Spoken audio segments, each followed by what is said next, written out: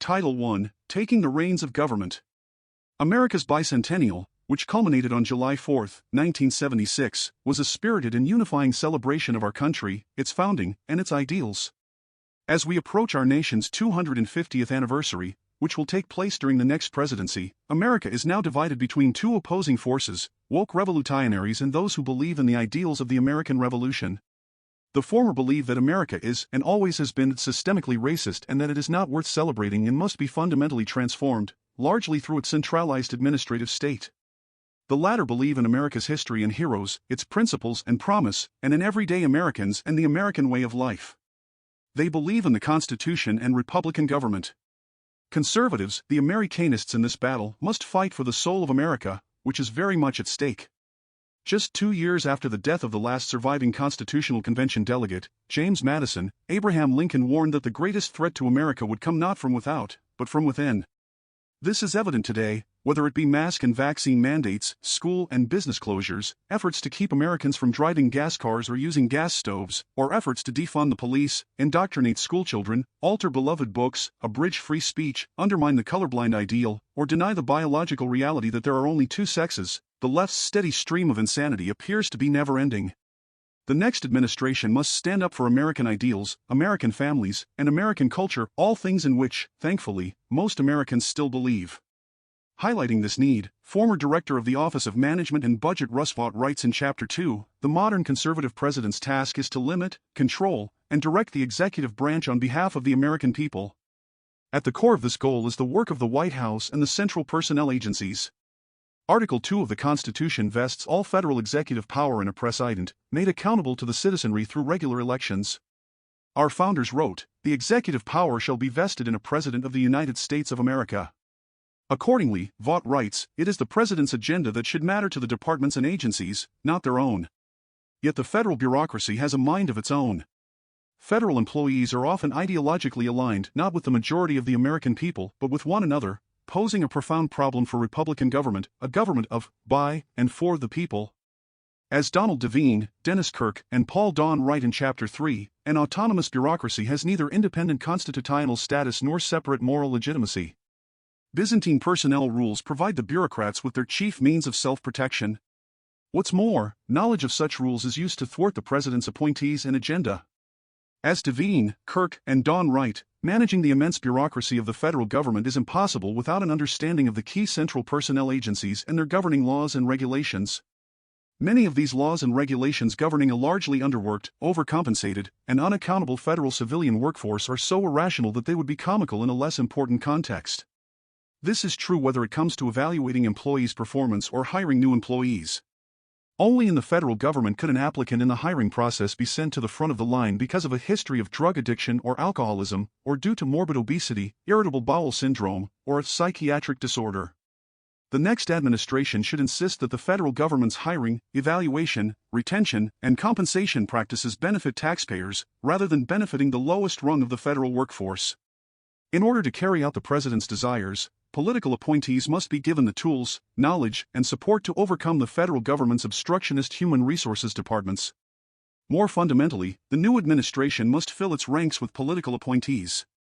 Devine, Kirk, and Don observe that the Trump administration appointed fewer political appointees in its first few months in office than any other recent presidency.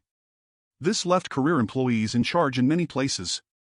This can occur even after departments have been fully staffed with political appointees.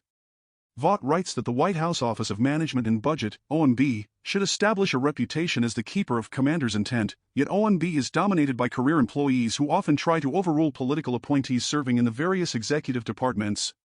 Empowering political appointees across the administration is crucial to a president's success. Above all, the president and those who serve under him or her must be committed to the Constitution and the rule of law. This is particularly true of a conservative administration, which knows that the president is there to uphold the Constitution, not the other way around. If a conservative administration does not respect the Constitution, no administration will. In Chapter 1, former Deputy Chief of Staff to the President Rick Dearborn writes that the White House Counsel must take seriously the duty to protect the powers and privileges of the President from encroachments by Congress, the judiciary, and the administrative components of departments and agencies. Equally important, the President must enforce the Constitution and laws as written, rather than proclaiming new law unilaterally. Presidents should not issue mask or vaccine mandates, arbitrarily transfer student loan debt, or issue monarchical mandates of any sort. Legislatures make the laws in a republic, not executives. It is crucial that all three branches of the federal government respect what Matt Eisen called the double security to our liberties, the separation of powers among the three branches, and the separation of powers between the federal government and the states. This double security has been greatly compromised over the years. Vaught writes that the modern executive branch writes federal policy, enforces that policy, and often adjudicates whether that policy was properly drafted and enforced. He describes this as constitutionally dire and in urgent need of repair, adding, "Nothing less than the survival of self-governance in America is at stake." When it comes to ensuring that freedom can flourish, nothing is more important than deconstructing the centralized administrative state. Political appointees who are answerable to the president and have decision-making authority in the executive branch are key to this essential task. The next administration must not cede such authority to nonpartisan experts who pursue their own ends while engaging in groupthink, insulated from American voters. The following chapters detail how the next administration can be responsive to the American people, not to entrenched elites, how it can take care that all the laws are faithfully executed, not merely those that the president desires to see executed, and how it can achieve results and not be stymied by an unelected bureaucracy. Title II, White House Office. From popular culture to academia, the American presidency has long been a prominent fixture of the national imagination, naturally so since it is the beating heart of our nation's power and prestige. It has played, for instance, a feature role in innumerable movies and television shows and has been prodded, analyzed, and critiqued by countless books, essays, and studies. But like nearly everything else in life, there is no substitute for first-hand experience, which this manual has compiled from the experience of presidential appointees and provides an accessible form for future use. With respect to the presidency, it is best to begin with our republic's foundational document. The Constitution gives the executive power to the president. It designates him as commander-in-chief and gives him the responsibility to take care that the laws be faithfully executed. It further prescribes that the president might seek the assistance of the principal officer in each of the executive departments. Beginning with George Washington, every president has been supported by some form of White House office consisting of direct staff officers as well as a cabinet composed of department and agency heads. Since the inaugural administration of the late 18th century, citizens have chosen to devote both their time and their talent to defending and strengthening our nation by serving at the pleasure of the president. Their shared patriotic endeavor has proven to be a noble one, not least because the jobs in what is now known as the White House office, are among the most demanding in all of government. The president must rely on the men and women appointed to the WHO. There simply are not enough hours in the day to manage the affairs of state single-handedly, so delegation is not just advisable, it is essential. The decisions that assistants and senior advisors make will directly impact the administration, its legacy, and most important, the fate of the country. Their agenda must therefore be the president's agenda. Choosing who will carry out that agenda on a daily basis is not only one of the first decisions a president makes in office, but also one of the most critical. The tone and tempo of an administration are often determined on January 20th. Chief of Staff. As with most of the positions that will be covered in this first chapter, the Chief of Staff is also an assistant to the president. However, the chief is truly first among equals. Of all presidential staff members, the chief is the most critical to implement a tie-in of the president's vision for the country. The chief also has a dual role as manager of the staffs of both the WHO and the Executive Office of the President, EOP. The Chief of Staff's first managerial task is to establish an organizational chart for the WHO. It should be simple and contain clear lines of authority and responsibility to avoid conflicts. It should also identify specific points of contact for each element of the government outside of the White House. These contacts should include the White House liaisons who are selected by the Office of Presidential Personnel, PPO. Receiving guidance from the president, the chief endeavors to implement the president's agenda by setting priorities for the WHO. This process begins by taking stock of the president's campaign promises, identifying current and prospective opportunities, and then delegating policy priorities among the departments and agencies of the cabinet and throughout the three White House policy councils, the National Economic Council, NEC, the Domestic Policy Council, DPC, and the National Security Council, NSC. The president is briefed on all of his policy priorities by his cabinet and senior staff as directed by the chief. The chief, along with senior WHO staff, maps out the issues and themes that will be covered daily and weekly. The chief then works with the policy councils, the cabinet, and the Office of Communications and Office of Legislative Affairs, OLA, to sequence and execute the rollout of policies and announcements. White House counsel and senior advisors and senior counselors are also intimately involved. All senior staff report to the Chief of Staff, either directly or through his 2 or 3 deputies, unless the President determines that a particular assistant to the President reports directly to him. Most chiefs have interacted directly with cabinet officers and a select number of direct reports. In most cases, the direct reports to the chief are his 2 or 3 deputies, the communications director, PPO director, White House counsel, and senior advisors.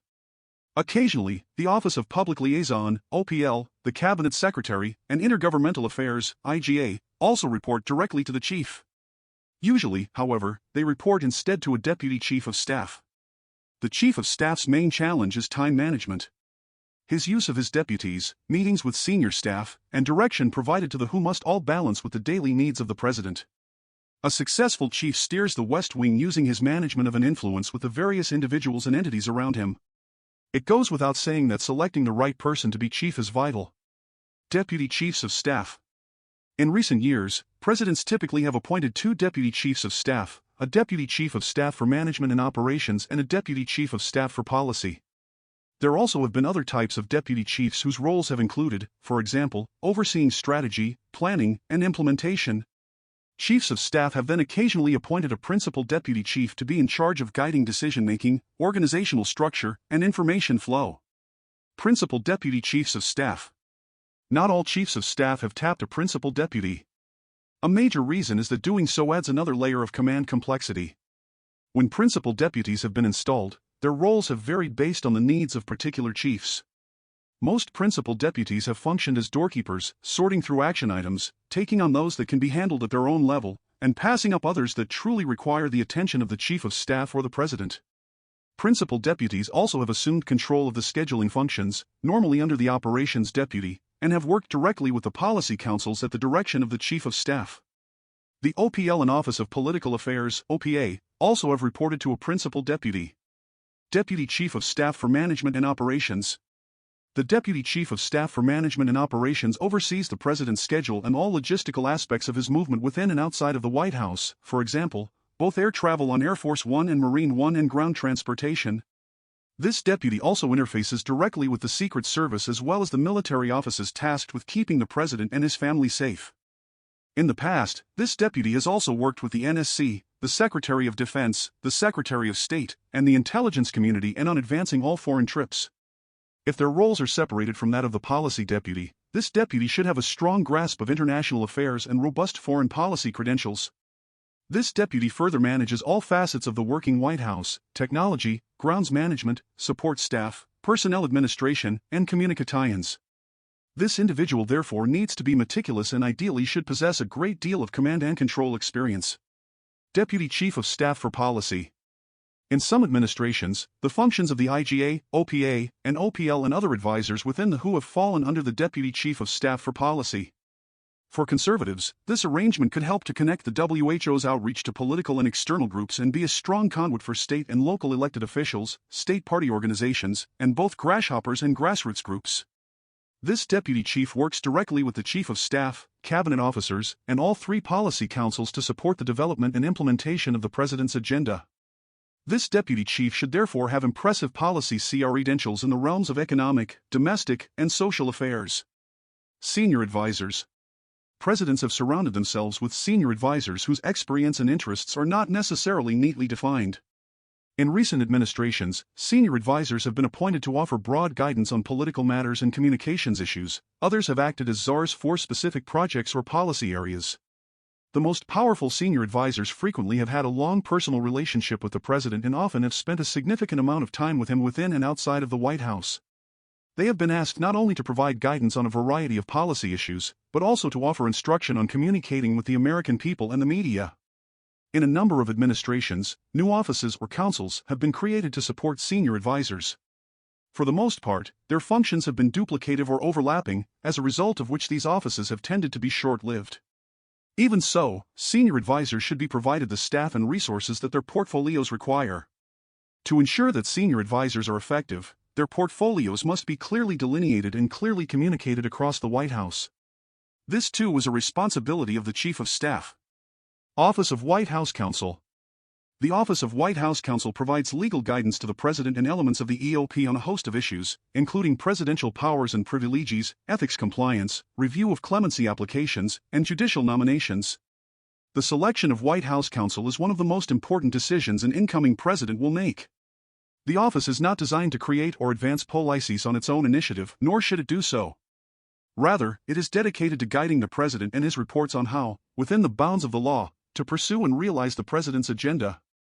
While the White House counsel does not serve as the president's personal attorney in non-official matters, it is almost impossible to delineate exactly where an issue is strictly personal and has no bearing on the president's official function. The White House counsel needs to be deeply committed both to the president's agenda and to affording the president proactive counsel and zealous representation. That individual directly advises the president as he performs the duties of the office, and this requires a relationship that is built on trust, confidentiality, and candor.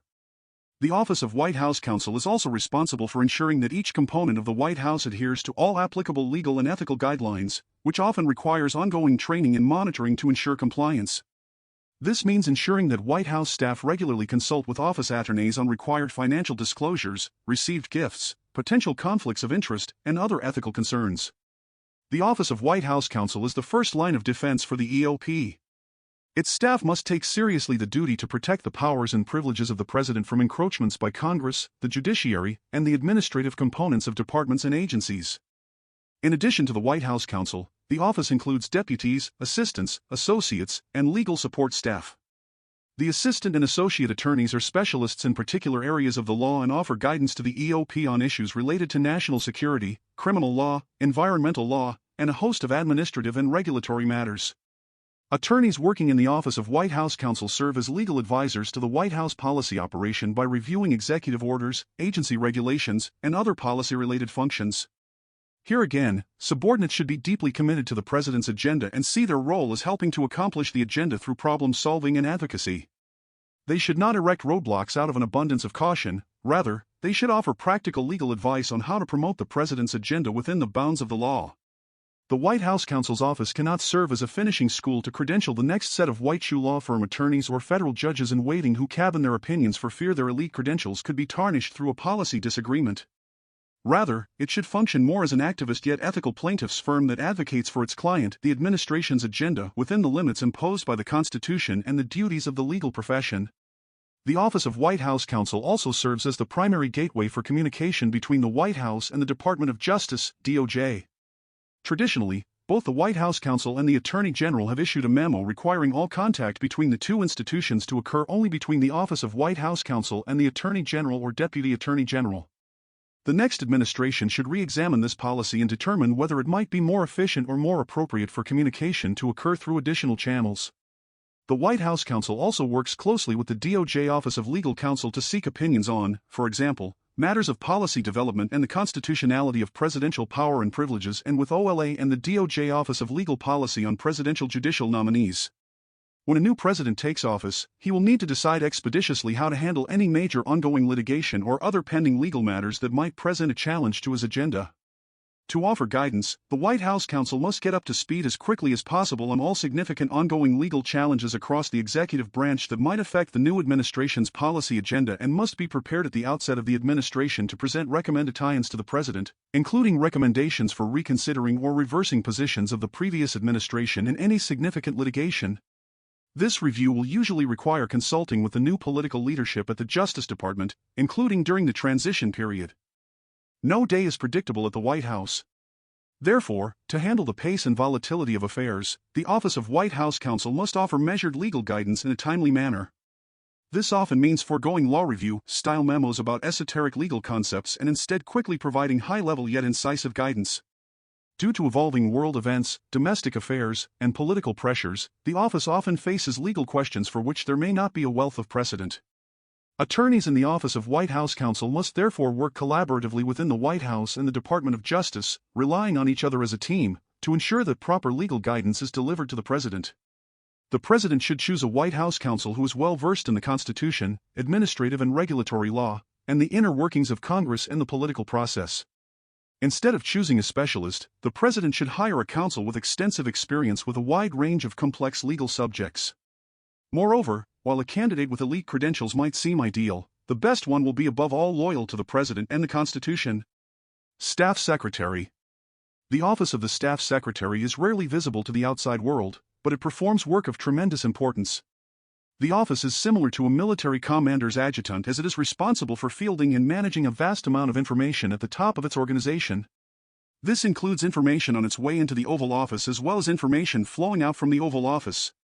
Because of its gatekeeping function, the position of Staff Secretary is one of extreme trust, and the individual who possesses it should be vetted to work as an honest broker in the President's service.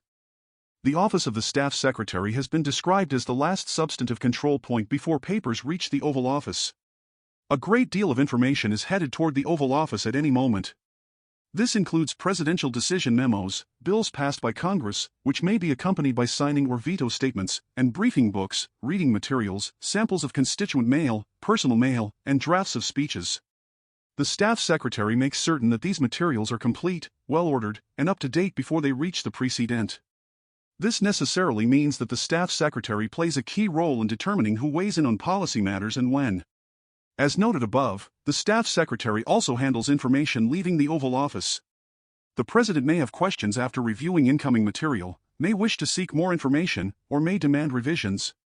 The Staff Secretary is often responsible for directing these requests to the appropriate places and following up on them to ensure that they are completed. One of the Staff Secretary's critical functions is managing and overseeing the clearance process for the President's daily/nightly briefing book. This book is filled with all the reading material and leading documentation the President needs in the morning and the evening to help him make decisions. The Staff Secretary also oversees the use of the President's signature, whether by hand or by autopen, and manages the Office of the Executive Clerk, Office of Records Management, and Office of Presidential Correspondence.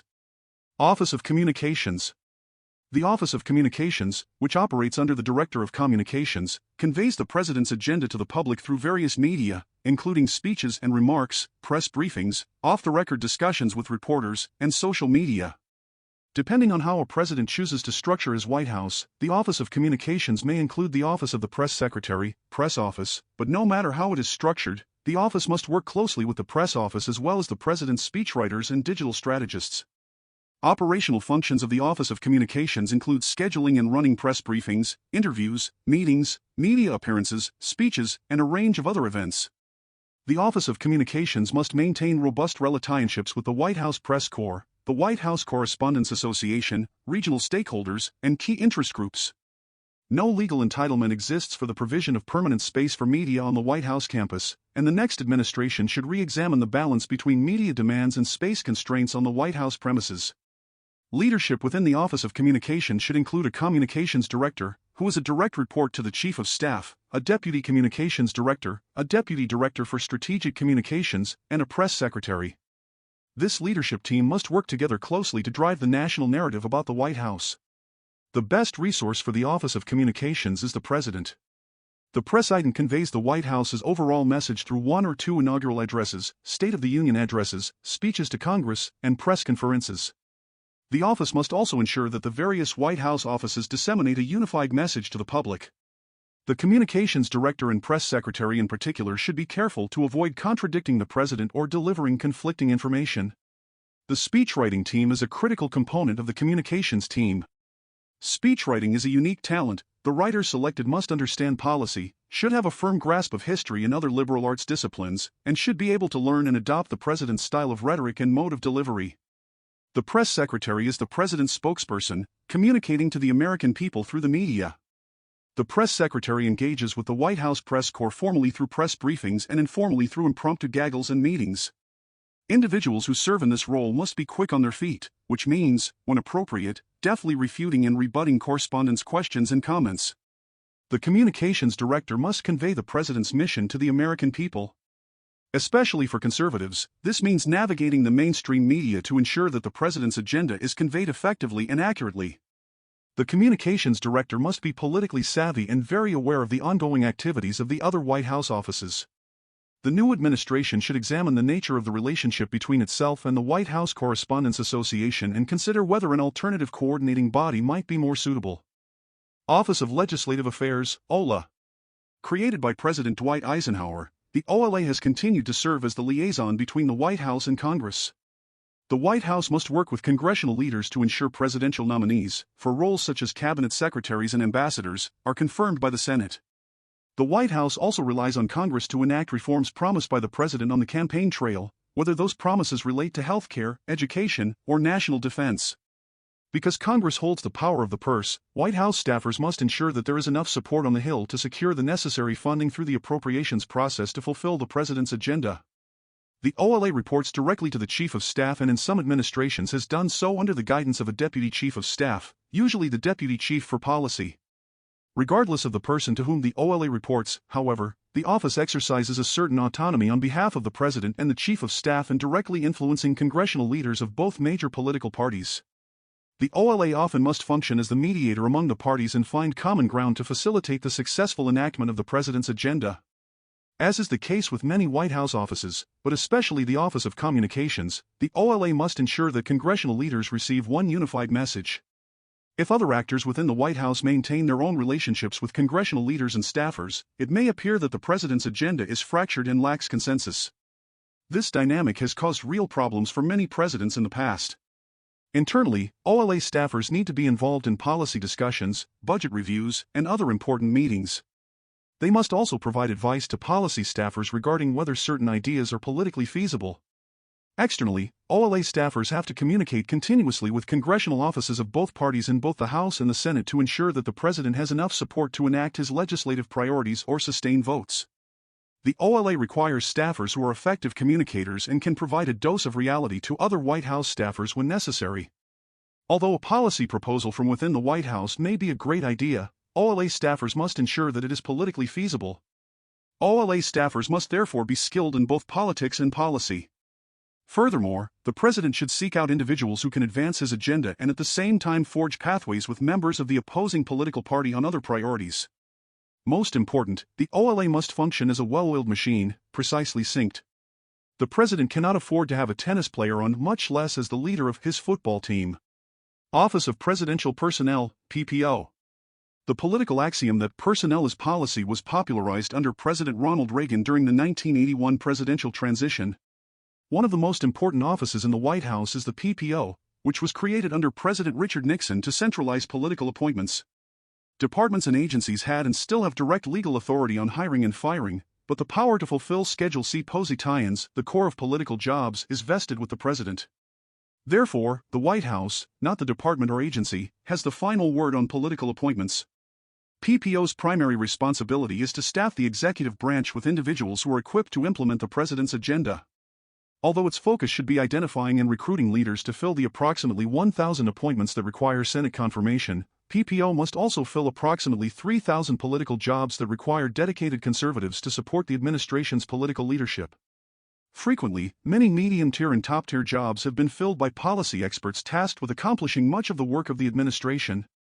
At the same time, appointees in the entry-level jobs have brought invaluable energy and commitment to the White House and have proved to be the farm team for the conservative movement. The Office of Presidential Personnel is responsible for identifying potential political personnel both actively through recruitment and passively by fielding resumes and adjudicating requests from political actors. Vetting potential political personnel by conducting political background checks and reviewing any clearance and fitness assessments by departments and agencies. Making recommendations to the President and to other appointment authorities on behalf of the President. Identifying programmatic political workforce needs early in developing plans, for example, Schedule F. Maintaining a strong relationship with the Office of Personnel Management, OPM, both for operational purposes and to effectuate the President's direct Title V authorities. The President is in charge of the federal workforce and exercises control principally by working through the Director of the Office of Personnel Management. Training and connecting political personnel. Playing bad cop in a way that other White House offices cannot. Including serving as the office that takes direct responsibility for fires and hirings. Serving as a personnel link between conservative organizations and the executive branch. In most administrations, PPO will staff more than 100 positions during a transition and thousands of non-career positions during the President's first term. Direct authority and a strong relationship with the President are necessary attributes for any PPO director. Historically, PPO has had direct review and control of personnel files, including security clearance dossiers. At the highest level, PPO is tasked with long-term, strategic workforce development. The billets of political appointments are of immense importance in credentialing and training future leaders.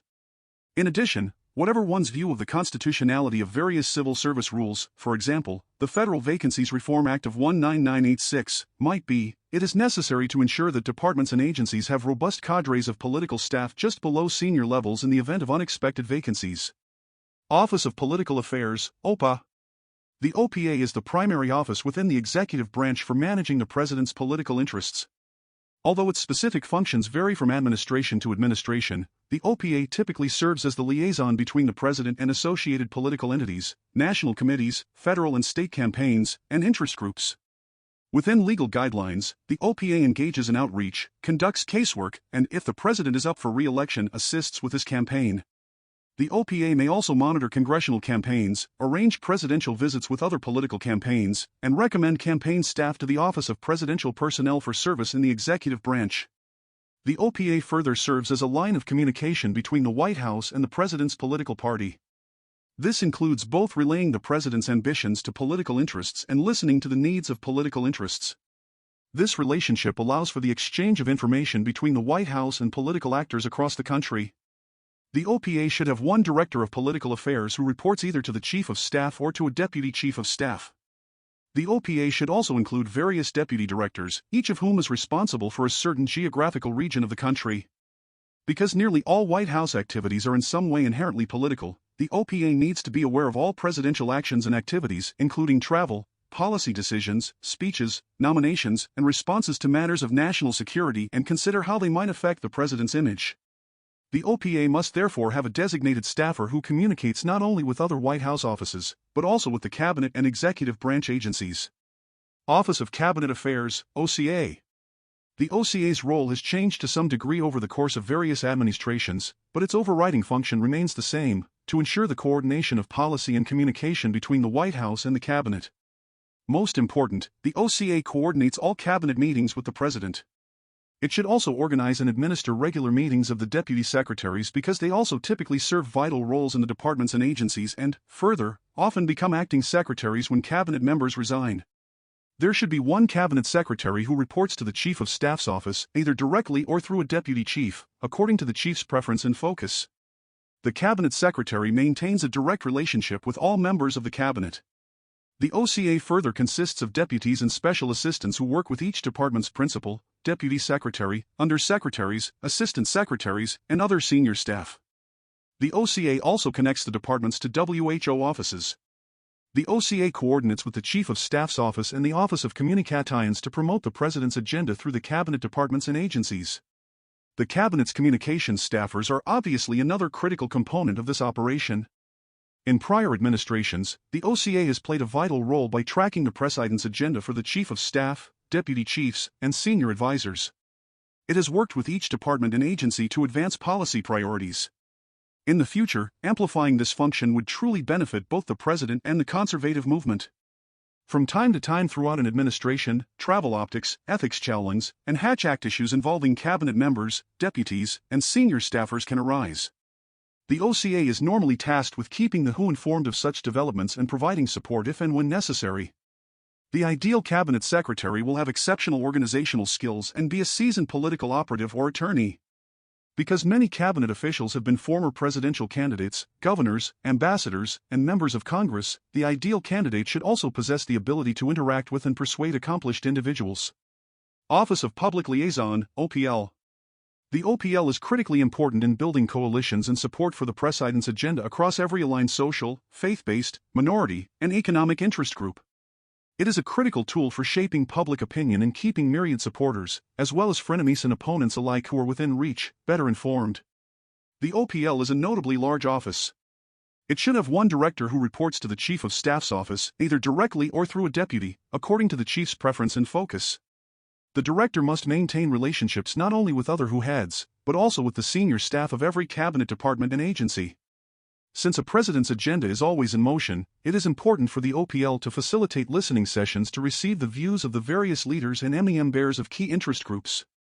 The OPL should also have a sufficient number of deputies and special assistants to cover the vast number of disparate interest groups that are engaged daily. The OPL has, by far, held more meetings in the Eisenhower Executive Office Building, EEOB, and within the West Wing itself than any other office within the WHO. The OPL is the chief White House enforcer and gatekeeper among these various interest groups.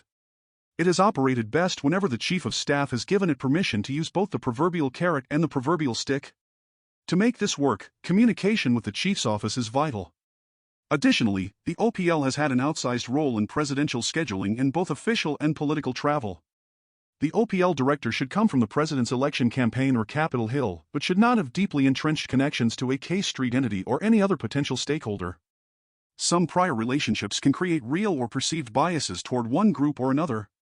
The director should be amiable, gregarious, highly organized, and willing to shoulder criticism and pushback from interest groups and other elements of the administration. Unlike the director, OPL deputies and special assistants need a deep understanding of the Capitol, from K Street to Capitol Hill. They should have extensive experience in private industry, the labor sector, the conservative movement, and among the specific interest groups with which they will be asked to engage on behalf of the White House. OPL staffers work with more external and internal parties than any other WHO staffers. In turn, they must be effective communicators and initiative takers. They must also be able to influence, persuade, and most important, listen to various stakeholders and ensure that they feel heard. All OPL staffers must understand from the outset that their jobs might be modified or even phased out entirely as the administration's priorities change. Office of Intergovernmental Affairs, IGA. The IGA connects the White House to state, county, local, and tribal governments. In other words, it is the one-stop shop for disseminating an administration's agenda to all non-federal government entities. The IGA should have a director to whom one or two deputy directors report. The director must ensure that the White House remains connected to all non-federal government entities. The interests and perspectives of these entities are represented in policy discussions, organized events with the West Wing, EOP senior staff, and IGA staff throughout the departments and agencies. The IGA can be staffed in a variety of ways, but two arrangements are most common. Each deputy and that deputy's staffers are responsible for a type of government. A group of staffers is responsible for a specific geographical region of the country. The IGA, as suggested above, represents the interests and perspectives of non-federal government entities, but its primary job is to make sure that these entities understand an administration's agenda and ultimately support it. The IGA must work with all other White House offices, especially the OPA and the OPL, and manage its staff throughout the departments and agencies. IGA staffers must therefore have communication skills, understand political nuance, and be willing to engage in complex policy discussions. They should also be not just generally responsive, but also proactive in seeking out the interests and perspectives of non-federal government entities. White House Policy Councils. As the federal government has ballooned in size over the past century, it has become increasingly difficult for the president alone to direct his agenda across the executive branch. 3 White House policy councils have come into existence to help the president to control the bureaucracy and ensure continued alignment between agency leadership and White House priorities. Those councils, as previewed above, are the NSC, NEC, and DPC. Each is headed by an assistant to the president and performs 3 significant functions. Policy coordination. The primary role of the policy councils is to coordinate the development of administration policy. This frequently includes developing significant legislative priorities, coordinating policy decisions that impact multiple departments and agencies, and at times coordinating policy decisions within a single department or agency. This process must ensure that all relevant offices are included, that competing or conflicting opinions are thoroughly discussed and evaluated, and, when there is disagreement among White House senior staff or among cabinet members, a well-structured question is presented to the president for an intermediate or final decision. Policy advice. By virtue of working in the White House, the heads of the 3 policy councils will also function as independent policy advisors to the president. This aspect of the role will vary depending on the individual in this position and the president's governing philosophy. Incumbents have ranged from honest brokers, who mostly coordinate and ensure that all opinions are fairly presented to the president, to policy deciders, who largely drive a given policy topic on behalf of the president. Policy implementation. The policy councils also manage and mediate the implementation of previous policy decisions. Implementation of a new statute or an executive order frequently takes years and involves many distinct and more granular policy decisions along the way.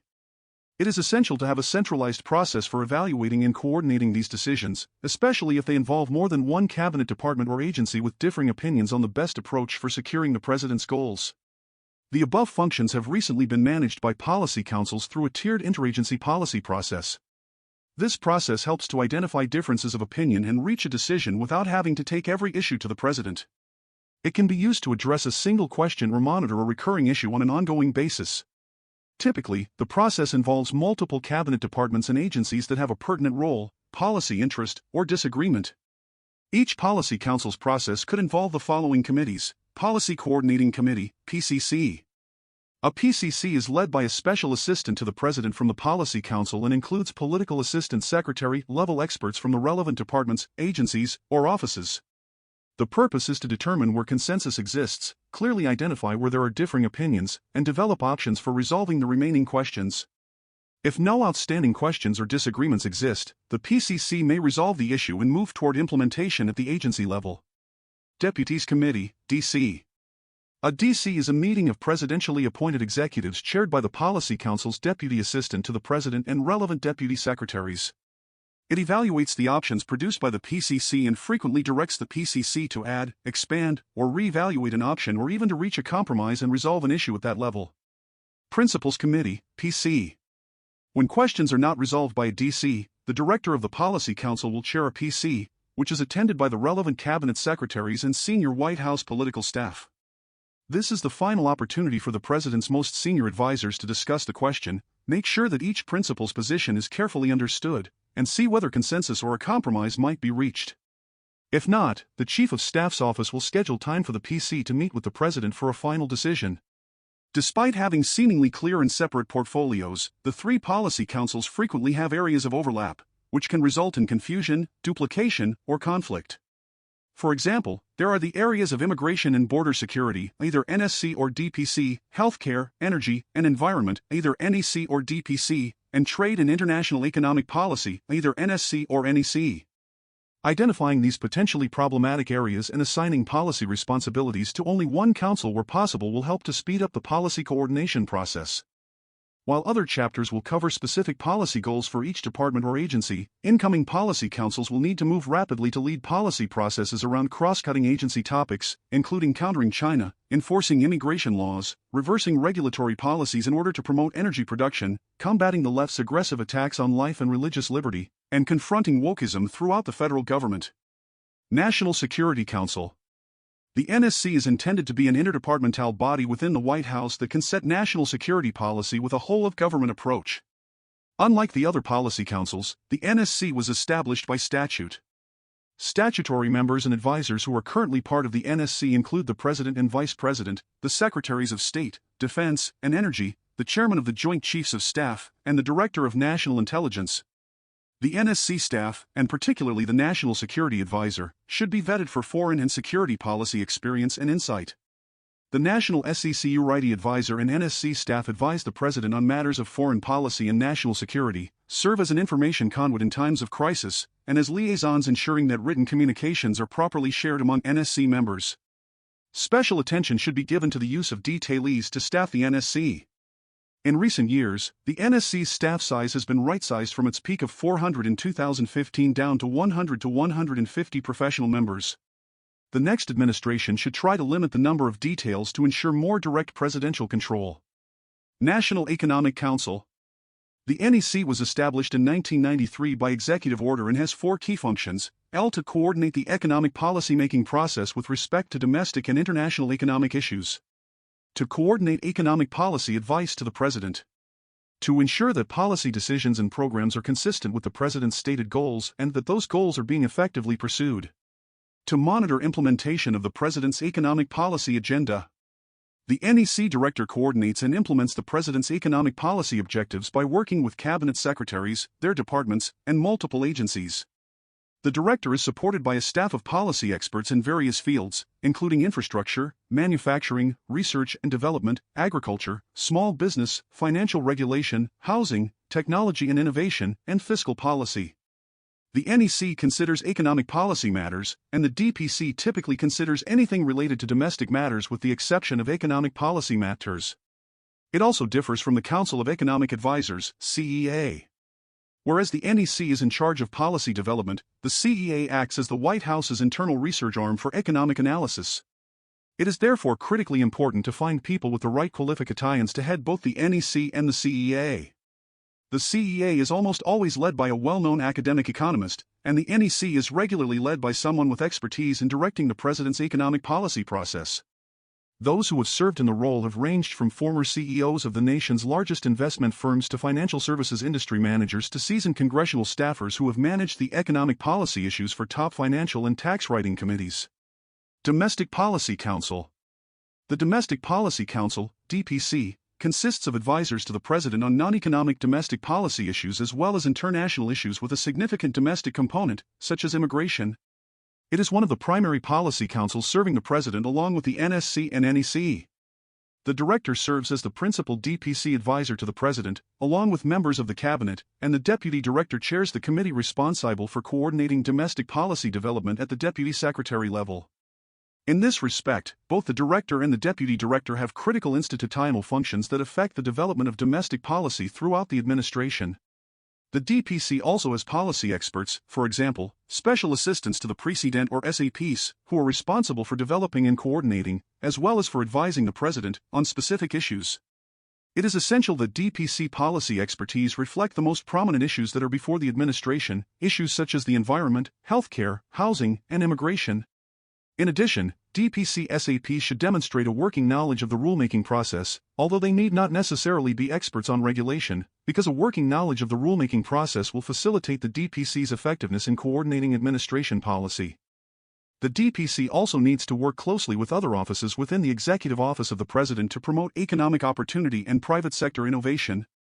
This includes working with the Office of Management and Budget and its Office of Information and Regulatory Affairs as well as the Council of Economic Advisors, Council on Environmental Quality, and Office of Science and Technology Policy.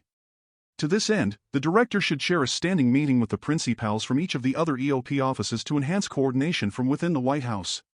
Several areas will be especially important as the DPC works to develop a well-defined domestic policy agenda. One is the promotion of innovation as a foundation for economic growth and opportunity. The president should establish an economic opportunity working group, chaired by the DPC director, to coordinate the development of policies that promote economic opportunity.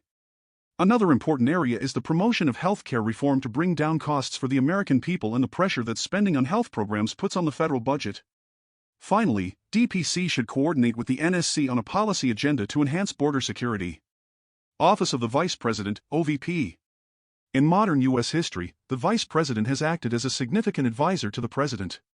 Once elected, the VP helps to promote and, in many instances, put into place and execute the President's agenda.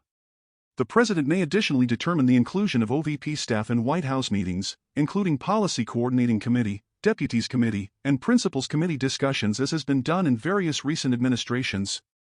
Recent presidents have decided to give Vice Presidents space in the West Wing. The VP's proximity to the President as well as to the Chief of Staff and additional senior advisors makes his or her role a powerful one within the West Wing. Presidents typically tap VPs to lead various administration efforts. These efforts have included serving on the NSC Principals Committee, heading the National Space Council, addressing immigration and border issues, leading the response to the healthcare crisis, and supervising workforce programs. VPs traditionally also spearhead projects of personal interest that have been authorized by the President. The VP is also charged with breaking tie votes in the Senate and in recent years has served abroad as a brand ambassador for the White House and more broadly the United States, announcing administration priorities and coordinating with heads of state and other top foreign government officials. The Vice President, as President of the Senate, could be a President's emissary to the Senate. Office of the First Lady/First Gentleman. The First Lady or First Gentleman plays an interesting role in the formation, implementation, and execution of policy in concert with the President. Active and interested first spouses often champion a select number of signature issues, whether they be thorny social issues or deeper policy issues. One advantage of the first spouses taking on hot-button social issues is that any political backlash will be less severe than it would be for the President. The first spouse normally appoints a chief of staff who has enough assistants to support the spouse's activities in the East Wing of the White House.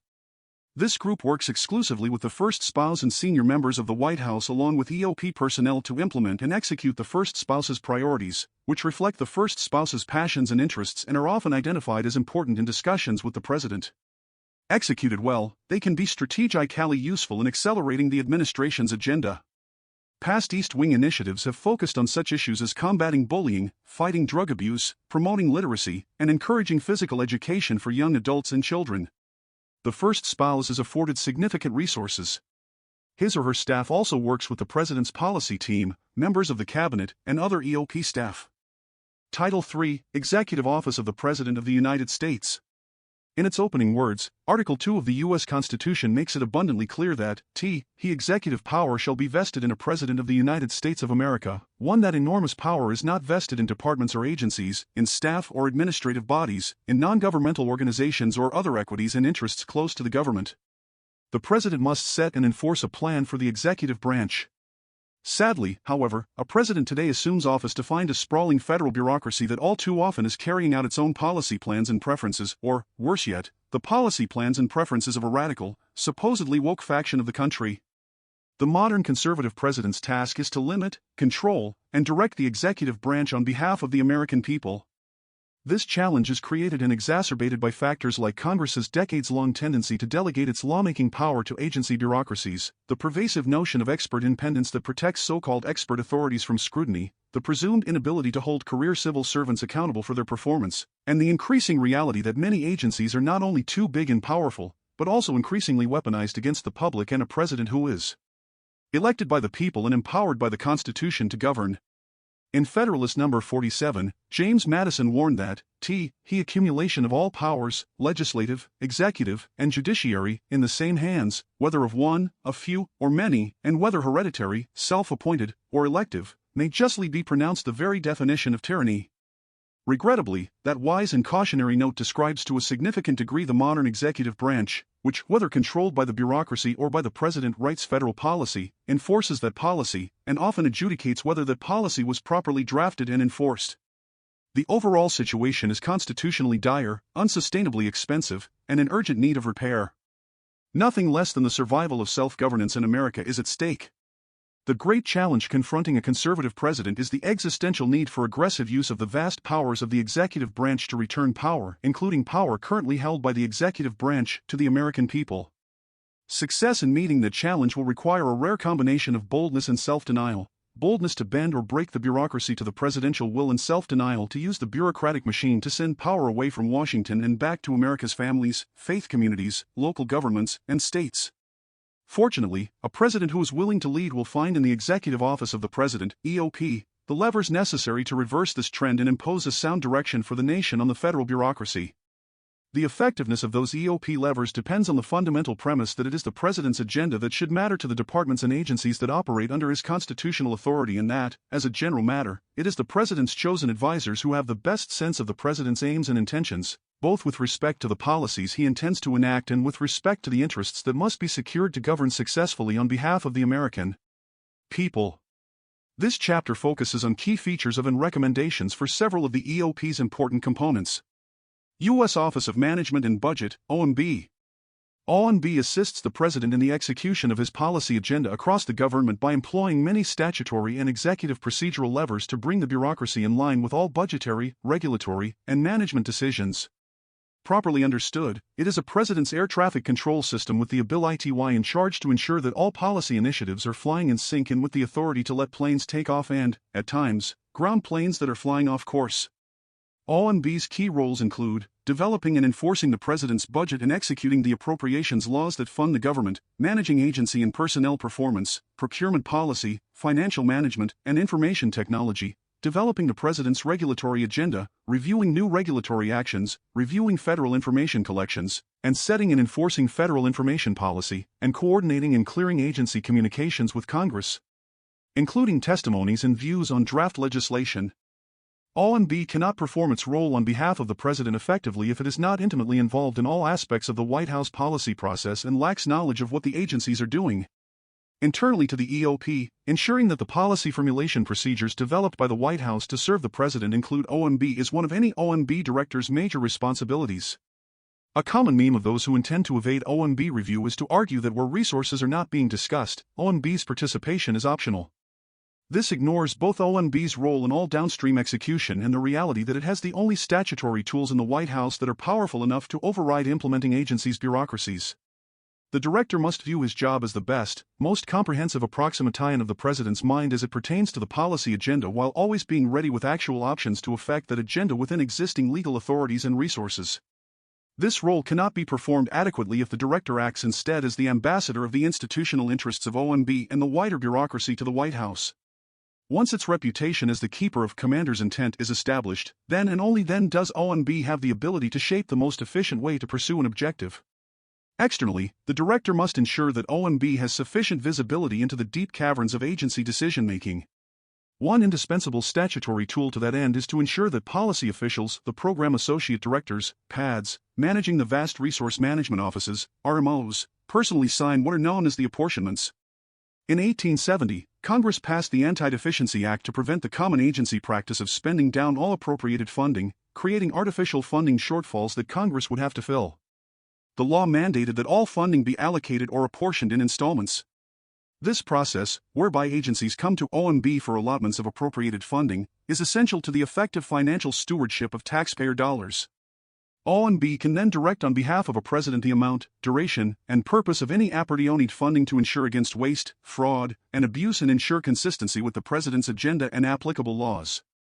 The vast majority of these apportionments were signed by career officials, the deputy associate directors, DADs, until the Trump administration placed this responsibility in the hands of the PADs and thereby opened wide vistas of oversight that had escaped the attention of policy officials. The Biden administration subsequently reversed this decision.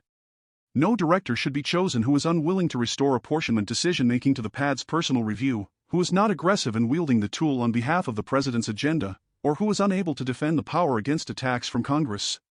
It should be noted that each of OMB's primary functions, along with other executive and statutory roles, is carried out with the help of many essential OMB support offices. The two most important offices for moving OMB at the will of a director are the Budget Review Division, BRD, and the Office of General Counsel, OGC. The director should have a direct and effective relationship with the head of the BRD, considered the top career official within OMB, and transmit most instructions through that office because the rest of the agency is institutionally inclined toward its direction and responds accordingly. The BRD inevitably will translate the directions from policy officials to the career staff, and at every stage, it is obviously vital that the director ensure that this translation is an accurate one. In addition, many key considerations involved in enacting a president's agenda hinge on existing legal authorities. The director must ensure the appointment of a general counsel who is respected yet creative and fearless in his or her ability to challenge legal precedents that serve to protect the status quo. This is vital within OMB not only with respect to the adequate development of policy options for the president's review, but also with respect to agencies that attempt to protect their own institutional interests and foreclose certain avenues based on the mere assertion, and not proof, that the law disallows it or that, conversely, attempt to disregard the clear statutory commands of Congress. In general, the director should empower a strong deputy director with authority over the deputy for management, the PADs, and the Office of Information and Regulatory Affairs, OIRA, to work diligently to break down barriers within OMB and not allow turf disputes or a lack of visibility to undermine the agency's principal budget, management, and regulatory functions. OMB should work toward a one OMB position on behalf of the president and represent that view during the various policymaking processes. Budget. The United States today faces an untenable fiscal situation and owes $31 trillion on a debt that is steadily increasing. The OMB director should present a fiscal goal to the president early in the budget development process to address the federal government's fiscal irresponsibility. This goal would help to align the months-long process of developing the actual proposals for inclusion in the budget. Though some mistakenly regard it as a mere paper-pushing exercise, the President's budget is in fact a powerful mechanism for setting and enforcing public policy at federal agencies. The budget team includes 6 resource management offices that, together with the BRD and other components, help the director of OMB to develop and execute detailed agency spending plans that bear on every major aspect of policy formation and execution at federal agencies. Through initial priority setting and ongoing supervision of agency spending, OMB's budget team plays a key role in executing policy across the executive branch, including at many agencies wrongly regarded as independent. The RMOs, each of which is led by a political appointee known as the PAD and a career DAD, are separated into 6 functional units: national security, natural resources, energy, and science, health, education, income maintenance, and labor, transportation, justice, and homeland security, treasury, commerce, and housing.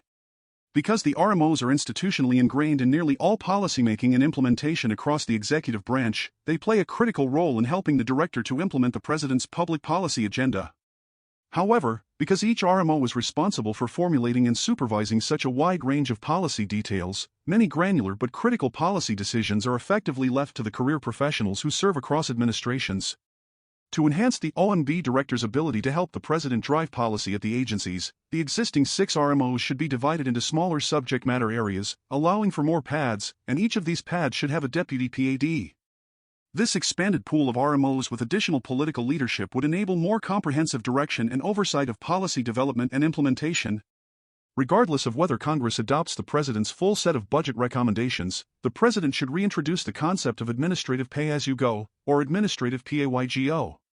This simple procedural requirement imposes budget neutrality on the discretionary choices of federal agencies, of which there are many in nearly all areas of policymaking. This simple step forces the executive branch to control what it can control. The principle may occasionally yield to other overarching requirements, such as a presidential regulatory budget, but in nearly all cases, administrative PAYGO plays a unique and indispensable role in enforcing fiscal responsibility at federal departments and agencies. The president should use every possible tool to propose and impose fiscal discipline on the federal government. Anything short of that would constitute abject failure. Management. The Management Office of OMB, the MSID as it is often called, is responsible for carrying out several important agency oversight functions, many of which are statutory. The management team includes the following offices led by presidentially appointed Senate-confirmed individuals: the Office of Federal Procurement Policy, OFPP; the Office of Performance and Personnel Management, OPPM; the Office of Federal Financial Management, OFFM; the Office of the Federal Chief Information Officer, OFCIO; the Made in America Office, MIAO, which was added by the Biden administration and is not a Senate-confirmed slot. Each of these offices has responsibilities and authorities that a president can use to help drive policy across the government. It is vital that the director and his political staff, not the careerists, drive these offices in pursuit of the president's actual priorities and not let them set their own agenda based on the wishes of the sprawling good government management community in and outside of government. Many directors do not properly prioritize the management portfolio, leaving it to the deputy for management, but such neglect creates purposeless bureaucracy that impedes a president's agenda and train to nowhere. OFPP. This office plays a critical role in leading the development of new policies and regulations concerning federal contracting and procurement. Through the Federal Acquisition Regulatory Council, which is generally chaired by the OFPP administrator, OFPP helps the director to set a wide range of policies for all of those who contract with the executive branch. In the past, those government-wide contracting rules have played a key role in helping to implement the president's policy agenda.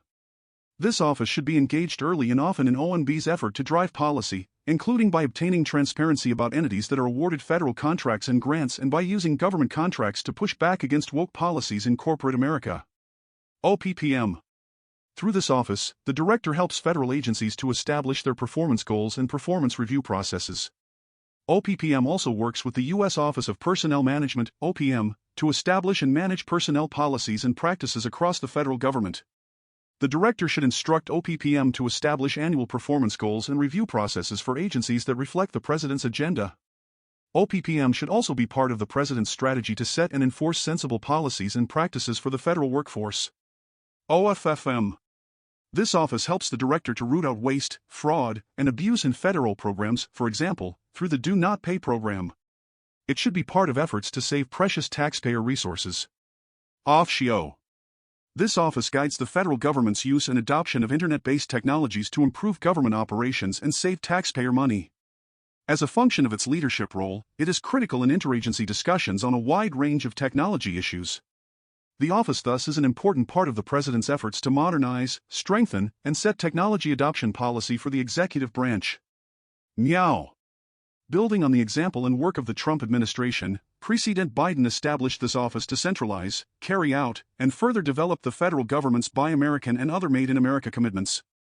Its work ought to be continued and further strengthened. Regulatory and information policy. OMB's OIRA plays an enormous and vital role in reigning in the regulatory state and ensuring that regulations achieve important benefits while imposing minimal burdens on Americans. The President should maintain Executive Order, EO, 12866, the foundation of OIRA's review of regulatory actions. The administration should likewise maintain the recent extension of those standards to regulatory actions of the U.S. Department of the Treasury. Regulatory analysis and OIRA review should also be required of the historically independent agencies, as the Office of Legal Counsel has found is legally permissible. If the current administration proceeds with its declared intent to modify aspects of EO 12866 or review OMB Circular A4, the related document that provides the foundation for cost-benefit analysis, the next president should immediately begin to undo those changes and develop a rigorous, data-driven approach that will result in the least burdensome rules possible.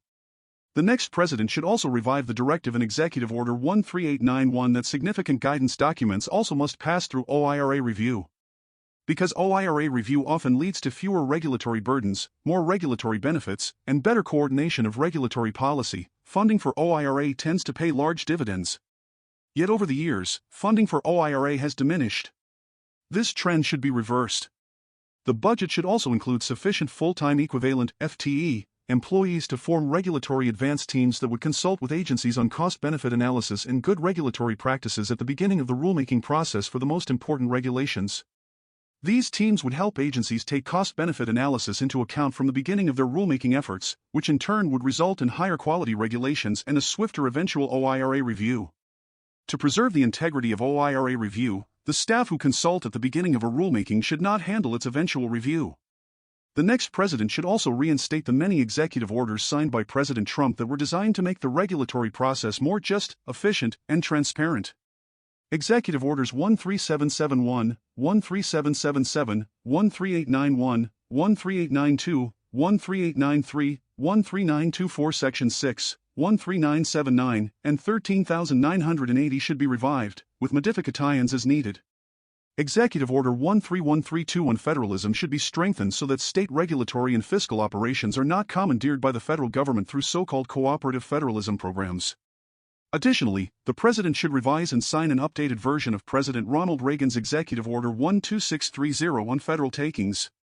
The next president should strengthen implementation of the Information Quality Act, robustly use the authority of the Paperwork Reduction Act, carefully enforce the Privacy Act, and ensure the sound execution of OIRA's statistical and other information policy functions. Regulatory cooperation agreements can also promote the further adoption of good regulatory practices, which improve market conditions for America and her allies. OIRA should also work with other components of OMB to revise and apply OMB's uniform guidance for grants and agreements and ensure that federal contract and grant guidelines satisfy EO 12866 and other centralized standards as appropriate. But executive reforms and actions, while vital, are not enough. Congress also must act. The next president should work with Congress to pass significant regulatory policy and process reforms, which could go a long way toward reigning in the administrative state.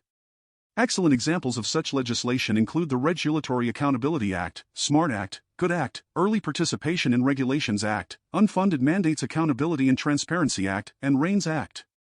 Finally, the next president should work with Congress to maximize the utility of the Congressional Review Act, CRA, which allows Congress to undo midnight regulatory actions, including those disguised as guidance, on an accelerated timeline.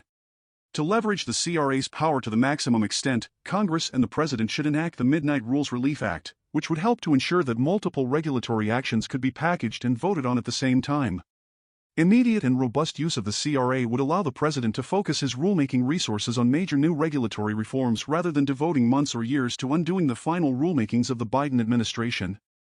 Legislative clearance and coordination. OMB plays a critical role in ensuring that the executive branch is aligned on legislative proposals and language, agency testimonies, and other communications with Congress.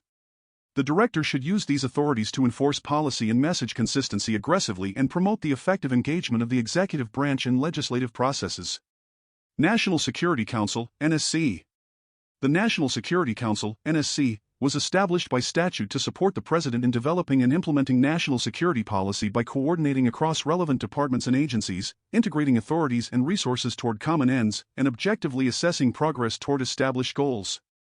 Led by the National Security Advisor, NSA, the NSC staff will be successful in implementing the President's national security goals only if it is made up of personnel with technical expertise and experience as well as an alignment to the President's declared national security policy priorities.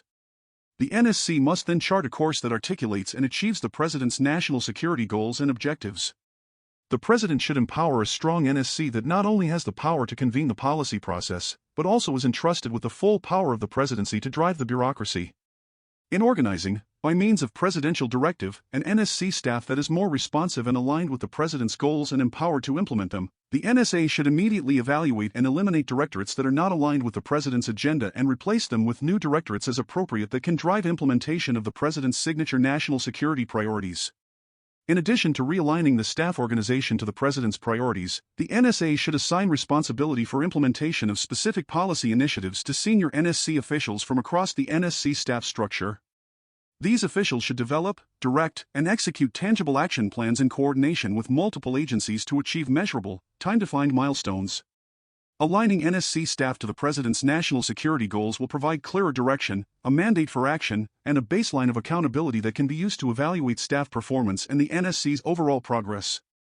Accountable senior officials, themselves either political appointees or a minimum number of career detailees, who are selected and vetted politically and report directly to political staff, should be the main day-to-day managers for interagency coordination and implementation of their assigned national security policy objectives.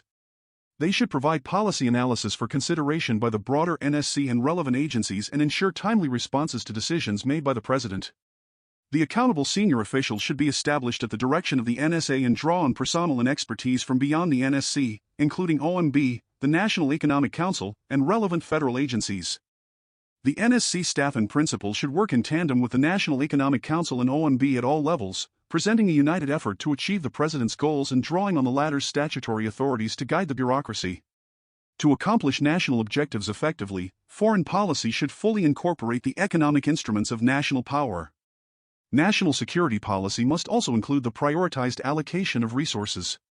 When policies are divorced from the resources required to implement them, they are stillborn academic exercises that undermine our national security and leave departments and agencies to their own devices. The accountable senior officials should be empowered to identify, recruit, clear, and hire staff who are aligned with and willing to shepherd the President's national security priorities. NSC staff leads, under the direction of the NSA, should have the discretion to reduce the number of positions that need high-level clearances, and the NSC should be adequately resourced and authorized to adjudicate and hold security clearances internally with investigators who work directly for the NSC and whose sole task is to clear NSC officials. If certain staff are determined not to need high-level clearances, the question becomes whether they should be part of the NSC at all. The NSC should take a leading role in directing the drafting and thorough review of all formal strategies, the National Security Strategy, the National Defense Strategy Y, the Nuclear Posture Review, the Missile Defense Strategy, etc. In particular, the National Defense Strategy, which by tradition has evaded significant review, should be prioritized for White House review by the NSC and OMB. Both should also conduct reviews of operational war plans and global force planning and allocations with the Secretary of Defense to align them with presidential priorities and review all key policy and guidance intended for implementation by the heads of the Department of Defense, the Department of State, and the intelligence community before they are authorized for distribution.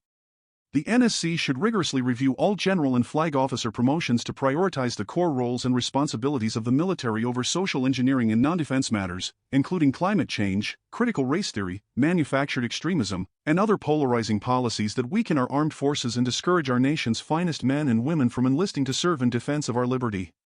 The NSC staff will need to consolidate the functions of both the NSC and the Homeland Security Council, HSC, incorporate the recently established Office of the National Cyber Director, and evaluate the required regional and functional directorates. Given the aforementioned prerequisites, the NSC should be properly resourced with sufficient policy professionals, and the NSA should prioritize staffing the vast majority of NSC directorates with aligned political appointees and trusted career officials. For instance, the NSA should return all non-essential details to their home agencies on their first day in office so that the new administration can proceed efficiently without the personnel landmines left by the previous stewards, and as soon as possible should replace all essential detailees with staff aligned to the new president's priorities. The HSC has overseen pandemic response, and its incorporation is important. In the end, change requires intervention, and the NSC staff should be appropriately recruited, manned, and empowered to achieve the President's national security and foreign policy objectives and maintain robust policy analysis and discussion while minimizing resistance from those who have an agenda or who jealously guard their resources and autonomy at the expense of national security and sound policy development. This resistance and inertia can be inadvertently enabled by a small and unempowered NSC. Additionally, the White House Chief of Staff and NSA must ensure that the NSC is functioning in tandem with the rest of the White House staff to benefit from the best strategic thinking of the President's top advisors. History shows that an unsupervised NSC staff can stray from its statutory role and adversely affect a president and his policies. Moreover, while the NSC should be fully incorporated into the White House, it should also be allowed to do its job without the impediment of duly hatted staff that report to other offices. For instance, the NSC needs its own counsel to inform what legal options can be provided to the president. The White House counsel should be part of that policy process as the president's top legal advisor. These recommendations provide a clear roadmap for rapidly sizing and solidifying the NSC staff to support and achieve the president's objectives beginning on Inauguration Day. National Economic Council, NEC. The National Economic Council is one of the policy councils serving the president along with the NSC and the Domestic Policy Council, DPC. The director serves as principal advisor to the president on domestic and international economic policy and communicates the president's economic message to the media. The deputy director is responsible for the day-to-day operation of the council, which includes chairing the committee that coordinates economic policy development at the deputy secretary level. In effect, the director and deputy director are the officials who are primarily responsible for the development of economic policymaking for the administration. Once a policy is adopted, it is the appropriate agency's responsibility to implement it. The NEC's policy process is also used to determine whether the president should support or oppose legislation passed by Congress. In addition to its leadership, the NEC has policy experts, for example, special assistants to the president or SAPs, who are responsible for developing and coordinating, as well as advising the president, on specific issues. It is essential that the policy expertise of the NEC reflect the current environment's most pressing issues. Today, this would include, among other topics, taxes, energy and environment, technology, infrastructure, healthcare, financial services, workforce, agriculture, antitrust and competition policy, and retirement programs. NEC's SAPs should have a working knowledge of how the administration can implement policy through the rulemaking process, although it is not necessary that they be experts on regulation themselves, particularly given OMB's role. This will facilitate the NEC's effectiveness in coordinating administration policy. The NEC needs to work closely with other offices within the Executive Office of the President to promote innovation by the private sector and create an environment that will stimulate economic activity while reducing federal spending and debt. This includes working with the DPC, NSC, OMB, Council of Economic Advisors, Office of Intergovernmental Affairs, Office of Cabinet Affairs, White House Council, Council on Environmental Quality, Office of Legislative Affairs, and Office of Science and Technology Policy. To this end, the NEC director should chair a standing meeting with the principals from each of the other EOP offices to enhance coordination from within the White House. In the past, there has been tension among the DPC, NEC, and NSC over jurisdiction. It is important to set clear jurisdictions at the start of an administration to prevent needless and counterproductive turf fights. In addition, the principal deputy for international economic policy is jointly appointed at NEC and NSC and could end up serving two different interests. To avoid such problems, international economic policy should be entirely coordinated from NEC. It will be especially important for the NEC to work seamlessly with the Council of Economic Advisors, CEA, which provides the President and the White House offices with the latest economic data and forecasts, as well as estimates of the economic impact of proposed policies, and prepares the annual economic report of the President. The CEA is not a policy council and therefore does not run policy processes, which is the responsibility of the NEC, DPC, and NSC. However, the CEA does play a key role in ensuring that any policy considered by the councils is rigorously evaluated for its economic impacts. The NEC works closely with the White House Office of Communications and Office of Speechwriting to ensure that the White House's messaging and media engagement communicate the President's economic policy effectively. The NEC also plays a key role in advancing the President's economic agenda by advising the Office of Presidential Personnel on appointments to key economic posts, including positions in financial regulatory agencies. The NEC helps to ensure that each economic post is held by a person who shares the President's policy priorities and works well with the rest of the administration's economic team. The financial regulators are run partly by civil servants, some of whom were political appointees in prior liberal administrations, who often resist a conservative administration's policies. It is therefore critical that an administration not only appoints capable individuals to lead these agencies, but also has personnel who can be hired into senior staff positions within the agencies. A few areas will be especially important if the NEC is to develop a well-defined economic policy agenda. One is the promotion of innovation as a foundation for economic growth and opportunity. Another is the creation of an environment that fosters economic growth through tax reform and the elimination of regulatory and procedural barriers. Office of the U.S. Trade Representative, USTR. The Office of the U.S. Trade Representative provides the President with the internal White House resources necessary to formulate and execute a unified, whole-of-government approach to trade policy. The President should ensure that the USTR is empowered to serve in that leadership role, much as other EOP components organize and drive a coordinated policy agenda on behalf of the President. The People's Republic of China's predatory trade practices have disrupted the open market trading system that has provided mutual benefit to all participating countries, including China, for decades. The failure of the World Trade Organization, WTO, to discipline China for abrogation of its trading commitments has seriously undermined its credibility and made it a largely ineffective institution. The United States, through an empowered USTR, must act to rebalance and refocus international trading relationships in favor of democratic nations that embrace free, fair, and open trade principles built on market-driven economies. Chapter 26 of this book outlines recommended trade policy priorities for the incoming president. However, regardless of the approach, successful implementation of that trade agenda will require the President to articulate a clear policy direction and instructions for the executive branch to operate in a coordinated fashion under the leadership of an empowered USTR. To address these and other challenges, protect the American worker, and secure free and open markets for our communities and businesses, the next president must leverage the institutional resources and strength of the USTR and neither allow institutional interests to drive a fragmented trade policy that is developed from the ground up nor cater to parochial interests across government and Washington's broader industry of influence. The USTR's mission is vitally important in reorienting the global trading system in a direction that is open, fair, and prosperous. In order to achieve the President's policy goals, a strong USTR must be empowered to set trade policy from the White House with the authority and resources to represent the interests of the President's trade agenda with adequate budget, staff, analysis, and expertise to engage meaningfully in internal and interagency policy deliberations. The USTR should organize and harness existing interagency trade committees to serve the President's trade agenda and drive a consensus among federal stakeholders, dispose of legacy advisory committees with members who serve special interests, direct action to implement policy priorities, measure progress toward implementing the President's agenda, and hold agencies and officials accountable for delivering the President's agenda.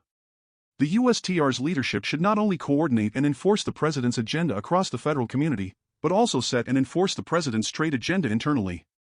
Trade policy and priorities should be set by the President and implemented by the U.S. Trade Representative in cooperation with the other economic and national security officials, not by the range of governmental and non-governmental interests that attempt to force their policy preferences on the USTR. A strong USTR empowered with the necessary resources, authorities, and interagency cooperation will protect U.S. interests in the global marketplace more effectively. Council of Economic Advisors, CEA. Congress established the Council of Economic Advisors in 1946 to advise the President on economic policy based on data, research, and evidence. The CEA is one of the oldest congressionally created offices within the White House complex and plays a broad role in bringing economic expertise to administration policy across a large range of policy areas.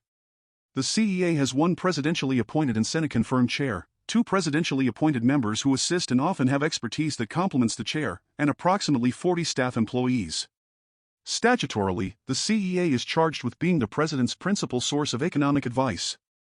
However, this role has diminished over time as its policy appraisal and especially formulation and recommendation functions have been taken over or diluted by other economic policy bodies within the White House. By law, the CEA is required to publish a House, creating the risk that the CEA's role in the policymaking process will be diminished. A future administration should consider hiring that reflects the White House calendar, mid-January, and involves the Office of Presidential Personnel. National Space Council, NSPC. The National Space Council is responsible for providing advice and recommendations to the President on the formulation and implementation of space policy and strategy. It is charged with conducting a whole-of-government approach to the nation's space interests, civil, military, intelligence, commercial, or diplomatic. Historically, it has been chaired by the Vice President at the President's direction, and its members consist of members of the Cabinet and other senior executive branch officials as specified by the President in Executive Order 13803. The NSBC's purpose is to ensure that the President's priorities relative to space are carried out and, as necessary, to resolve policy conflicts among departments and agencies that are related to space. Space projects and programs are risky, complex, expensive, and time-consuming, although commercial space innovations are lowering costs and accelerating schedules. Nevertheless, while fiscal discipline should not be ignored, long-term policy stability is crucial to investors, innovators, industry, and agencies. Policy stability is easier when policies and programs are aligned with long-term national interests as opposed to those of particular advocacy groups or political factions. The Trump administration's major space policies, including the U.S. Space Force, the Artemis program to land the next Americans on the moon, and support for a strong commercial space sector have endured under the Biden administration. Major challenges remain in implementation and regulatory reform to keep up with rapidly evolving space markets and competitors. These include the long-term sustainability of space activities in light of increasing orbital debris, creation of space situational awareness services for civil and commercial uses, management of megaconstellations, licensing of new commercial remote sensing capabilities, keeping up with licensing demands due to high launch rates, transitioning International Space Station operations to multiple, privately owned space platforms, and, most important, accelerating the acquisition and fielding of national security space capabilities in response to an increasingly aggressive China.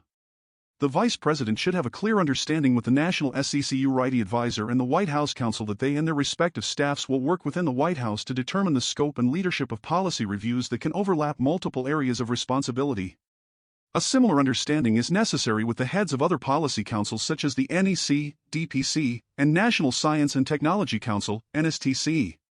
As a result of the President's direction and the Vice President's leadership, the NSPC under the Trump administration was able to coordinate a wide range of annual economic report of the President within 10 days after submission of the budget.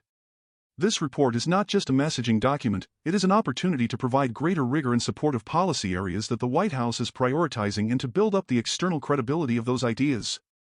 A future conservative administration should utilize the CEA as the senior inter-NAL White House economists much as the White House counsel's office functions as the senior internal White House lawyers. This does not mean that there are no economists in other offices. There are, just as there often are lawyers in the policy councils and other White House offices, but the CEA's role, like the White House counsel's, is to employ its unique expertise, particularly on the technical side, to ensure that sound analysis is contributing to and shaping the policy discussion. In practice, this means that CEA staff do not coordinate the policy process in the way that the DPC or NEC would, but they should be integral to the EOP's policy development processes. CEA staff should support sound policy development and execution by actively contributing to running policy dialogues, proactively raising issues that need to be addressed, consulting on questions that arise, and guiding EOP and agency officials on the analytical foundations of policy. Structurally, the White House Chief of Staff should ensure that the CEA has a seat at the policy table on all relevant policies. Senior economists traditionally have not gone through the Office of Presidential Personnel process and more often than not are hired on an academic year cycle. As a result, senior economists hired in the summer of a presidential election year tend to remain on staff until the next summer even if a president from the opposite party takes power and installs a new slate of CEA political appointees for chair, members, etc.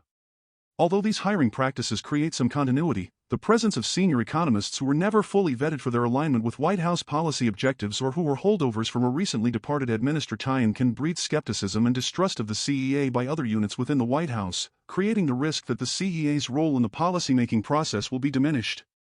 A future administration should consider hiring that reflects the White House calendar, mid-January, and involves the Office of Presidential Personnel. National Space Council, NSPC. The National Space Council is responsible for providing advice and recommendations to the President on the formulation and implementation of space policy and strategy. It is charged with conducting a whole-of-government approach to the nation's space interests, civil, military, intelligence, commercial, or diplomatic.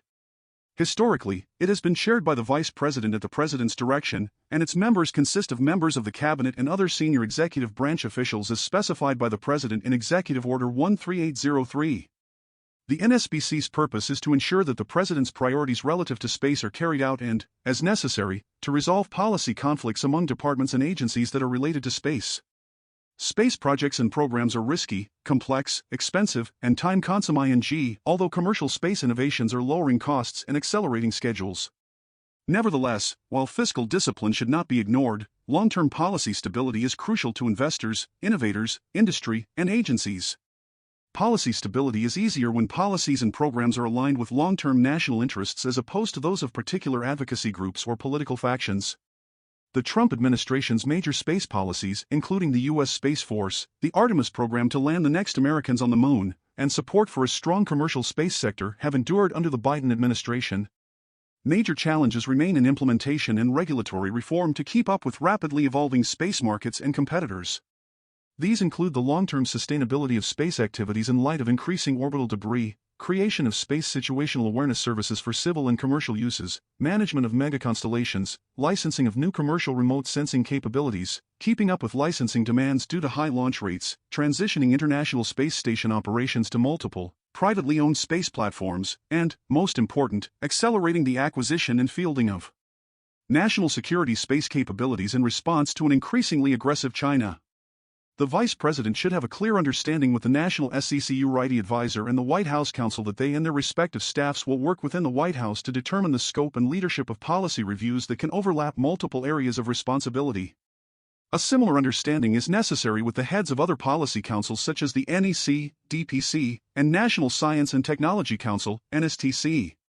As a result of the President's direction and the Vice President's leadership, the NSPC under the Trump administration was able to coordinate a wide range of space policy reviews, legislative proposals, and regulatory reforms smoothly. The NSPC generally led on space issues within the EOP, but other White House offices also took on space topics.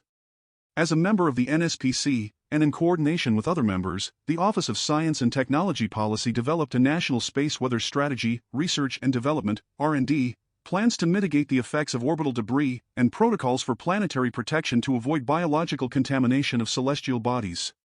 The Council of Economic Advisors did research on the economic benefits of space property rights. OMB's Office of Information and Regulatory Reform updated and streamlined commercial launch licensing and commercial remote sensing satellite rules. During the Trump administration, if a topic was purely military, such as standing up the U.S. Space Command, the NSC took the lead. If a topic cut across military, civil, and commercial sectors, as was the case with cybersecurity and space, the NSPC and NSC would co-chair the policy review groups. Trusted, collegial relationships across the White House complex are critical to successful space policy development, implementation, and oversight. Nowhere is this more important than in the relationship between the NSPC staff and OMB staff who oversee civil and national security-related space spending.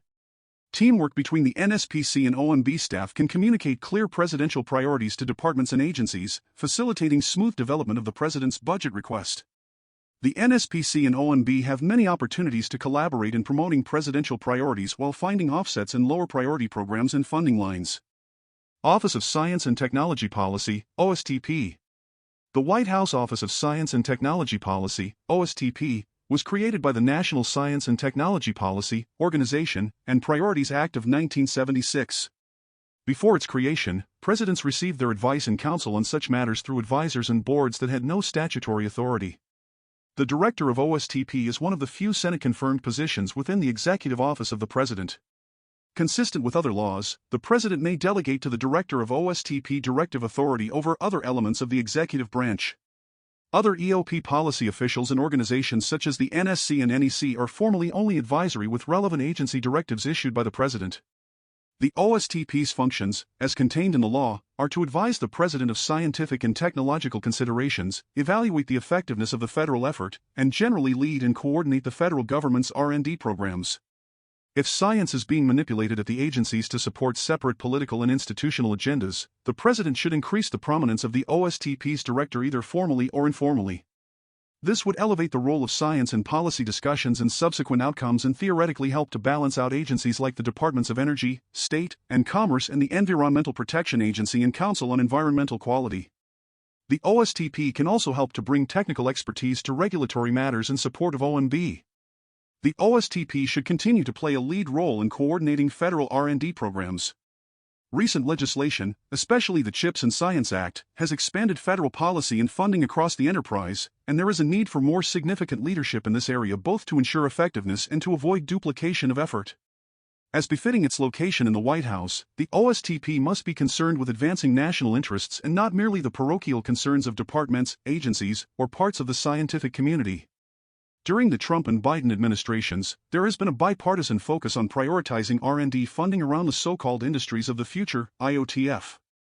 Under President Trump, IOTF priorities were artificial intelligence, AI, quantum information science, QIS, advanced communications/5G, advanced manufacturing, and biotechnology. Under President Biden, this list has been expanded to include advanced materials, robotics, battery technology, cybersecurity, green products and clean technology, plant genetics and agricultural technologies, nanotechnology, and semiconductor and microelectronics technologies. These priorities should be evaluated and narrowed to ensure consistency with the next administration's priorities. Given a long list of priorities, coordinating efforts across agencies and may assuring success are extremely challenging.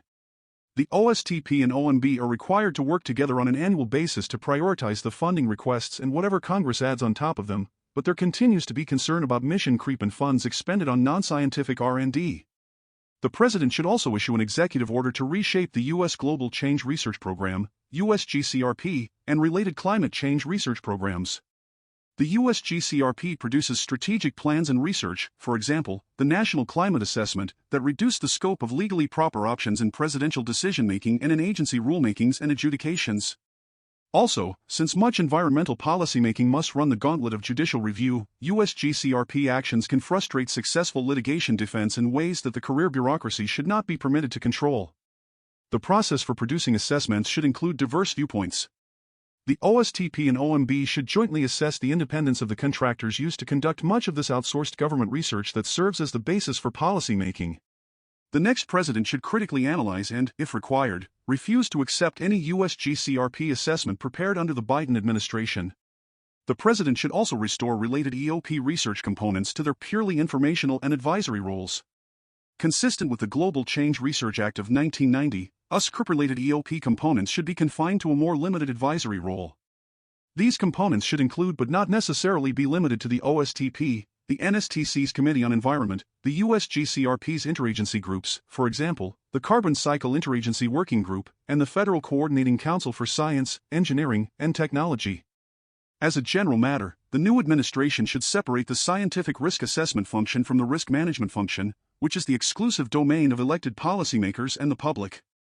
Finally, the next administration will face a significant challenge in unwinding policies and procedures that are used to advance radical gender, racial, and equity initiatives under the banner of science. Similarly, the Biden administration's climate fanaticism will need a whole-of-government unwinding. As with other federal departments and agencies, the Biden administration's leveraging of the federal government's resources to further the woke agenda should be reversed and scrubbed from all policy manuals, guidance documents, and agendas, and scientific excellence and innovation should be restored as the OSTP's top priority. Council on Environmental Quality, CEQ. The Council on Environmental Quality is the EOP component with the principal task of administering the National Environmental Policy Act, NEPA, by issuing regulations and interpretive documents and by overseeing the processes of individual permitting agencies' own NEPA regulations, including categorical exclusions. The CEQ also coordinates environmental policy across the federal government, and its influence has waxed and waned across administrations. The President should instruct the CEQ to rewrite its regulations implementing NEPA along the lines of the historic 2020 effort and restore its key provisions such as banning the use of cumulative impact analysis. This effort should incorporate new learning and more aggressive reform options that were not included in the 2020 reform package with the overall goal of streamlining the process to build on the Supreme Court ruling that CEQ's interpretation of NEPA is entitled to substantial deference. It should frame the new regulations to limit the scope for judicial review of agency NEPA analysis and judicial remedies, as well as to vindicate the strong public interest in effective and timely agency action. The Federal Permitting Improvements Steering Council, FPISC, of which the CEQ is a part, has been empowered by Congress through significant new funding and amendments to FAST 41. The President should build on this foundation to further empower the FPISC by making its executive director an EOP appointee with delegated presidential directive authority over executive branch permitting agencies. For instance, the implementation of Executive Order 13807's one federal decision revealed many ways that the systems established by EO 13807 can be improved. The new president should seek to issue a new executive order to create a unified process for major infrastructure projects that includes giving project proponents more control of any regulatory clocks. The president should issue an executive order establishing a senior advisor to coordinate the policy development and implementation of relevant energy and environment policy by officials across the EOP, for example, the policy staff of the NSC, NEC, DPC, CEQ, and OSTP, and abolishing the existing Office of Domestic CLI-MATE Policy. The senior advisor would report directly to the Chief of Staff. The role would be similar to the role that Brian Dees and John Podesta had in the Obama White House. This energy/environment coordinator would help to lead the fight for sound energy and environment policies both domestically and internationally. The President should eliminate the Interagency Working Group on the Social Cost of Carbon, SCC, which is chaired by the OSTP, OMB, and CEA, and by executive order should end the use of SCC analysis. Finally, the President should work with Congress to establish a sweeping modernization of the entire permitting system across all departments and agencies that is aimed at reducing litigation risk and giving agencies the authority to establish programmatic, general, and provisional permits. Office of National Drug Control Policy, ONDP. Congress created the Office of National Drug Control Policy, ONDCP, through the Anti-Drug Abuse Act of 1988 to serve as a coordinating auxiliary for the President on all matters related to drug policy. The next president's top drug policy priority must be to address the current fentanyl crisis and reduce the number of overdoses and fatalities. This crisis resulted in the deaths of more than 100,000 Americans in 2021. The next administration must reaffirm a commitment to preventing drug use before it starts, providing treatment that leads to long-term recovery, and reducing the availability of illicit drugs in the United States. The drug trafficking environment is exponentially more dynamic and dangerous today than it was just 5 years ago as powerful synthetic opioids, fentanyl and its analogs, are mixed into other drugs of abuse. Drug trafficking organizations are extremely nimble and able to adapt quickly to federal government actions and changes in user behavior. Disrupting the flow of drugs across our borders and into our communities is of paramount importance, both to save lives and to bolster our public health efforts. For these reasons, the director of ONDCP should make it a point to consult with federal border enforcement officials. The National Drug Control Program agencies represented a total of $41 billion in fiscal year 2022. Whereas the position for overseeing budget activities is traditionally held by a career official, it is imperative that a political appointee lead the ONDCP budget office to ensure coordination between the OMB program associate director and the ONDCP budgetary appointee. ONDCP grant-making activities have been controversial over the years, particularly within conservative administrations concerned that the White House lacks the expertise to oversee such programs directly. The ONDCP administers two grant programs, the Drug-Free Communities Support Program and the High-Intensity Drug Trafficking Areas Program. While it makes sense to transfer these programs eventually to the Department of Justice and Department of Health and Human Services, respectively, it is vital that the ONDCP director ensure in the immediate term that these grant programs are funding the President's drug control priorities and not woke nonprofits with leftist policy agendas. Thus, the President must ensure that the ONDCP is managed by political appointees who are committed to the administration's agenda and not acquiesce to management by political or career military personnel who oversaw the prior administration's ONDCP. Gender Policy Council, GPC. The President should immediately revoke Executive Order 14020 and every policy, including sub-regulatory guidance documents, produced on behalf of or related to the establishment or promotion of the Gender Policy Council and its subsidiary issues.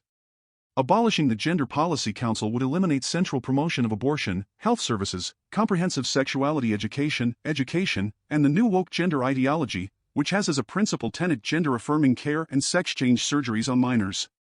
In addition to eliminating the council, developing new structures and positions will have the dual effect of demonstrating that promoting life and strengthening the family is a priority while also facilitating more seamless coordination and consistency across the U.S. government. Specifically, the President should appoint a position/point of contact with the rank of Special Assistant to the President or hire to coordinate and lead the President's domestic priorities on issues related to life and family in cooperation with the Domestic Policy Council. This position would be responsible for facilitating meetings, discussions, and agreements among personnel, coordinating administration policy, and ensuring agency support for implementation of policies related to the promotion of life and family in the United States. Office of the Vice President, OVP. The Vice President is elected to the second highest office in the nation and plays a constitutionally vital role as President in waiting. The Vice President is also the President of the Senate and is charged with breaking tie votes in that body. In recent years, the Vice President has been granted office space in the West Wing and the Eisenhower Executive Office Building. The OVP is another one of the levers that the President should use to execute his agenda. This is particularly true because there is significant and unique leverage that the Vice President's leadership of the OVP can evoke to shape policy decisions and outcomes. Every other appointed White House official serves at the pleasure of the President, whereas the Vice President is elected, and the process for filling vacancies in that Article II constitutional office, which includes confirmation of a replacement Vice President by a majority of both houses of Congress, is governed by the 25th Amendment. The Vice President has his or her own economic advisors, domestic policy and national security staff, and daily intelligence briefings. The Vice President should fill his or her office with strong and sound policy minds to effectively assist the President in fulfilling his agenda. The Vice President is also a statutory member of the National Security Council. In theory, in light of the fact that the Vice President is a member of the Smithsonian Institution's Board of Regents, there is nothing to prevent Congress from assigning the Vice President additional statutory duties.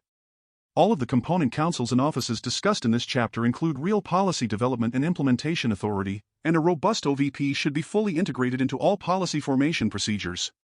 Only a vice president who is deeply steeped in the inner working of the interagency and policy councils can offer useful advice and prove helpful in accomplishing the president's agenda. It is also obvious, in view of the fact that many former vice presidents have gone on to be elected president in their own right, that the vice presidency can act as a training ground for presidential office. In the past, the vice president has been tasked with leading certain initiatives or issues.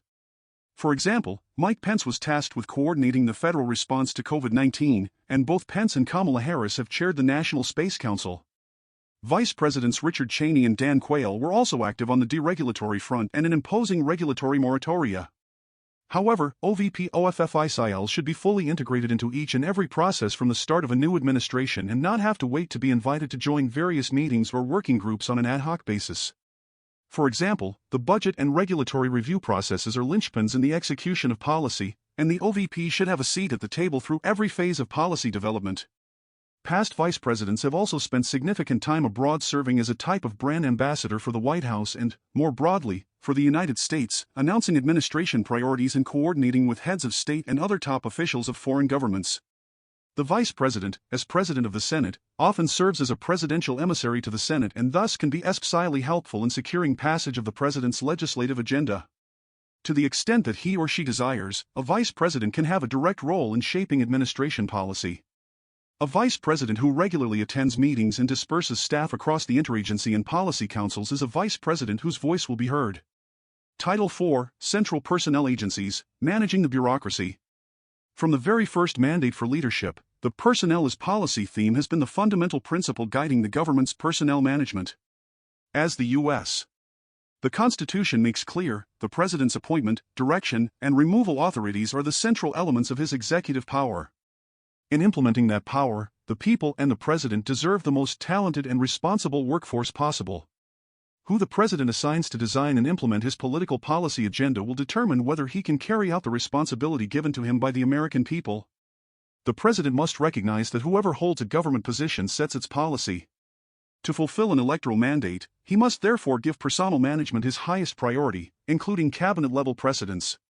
The federal government's immense bureaucracy spreads into hundreds of agencies and thousands of units and is centered and overseen at the top by key central personnel agencies and their governing laws and regulations. The major separate personnel agencies in the national government today are the Office of Personnel Management, OPM, the Merit Systems Protection Board, MSPB, the Federal Labor Relations Authority, FLRA, and the Office of Special Counsel, OSC.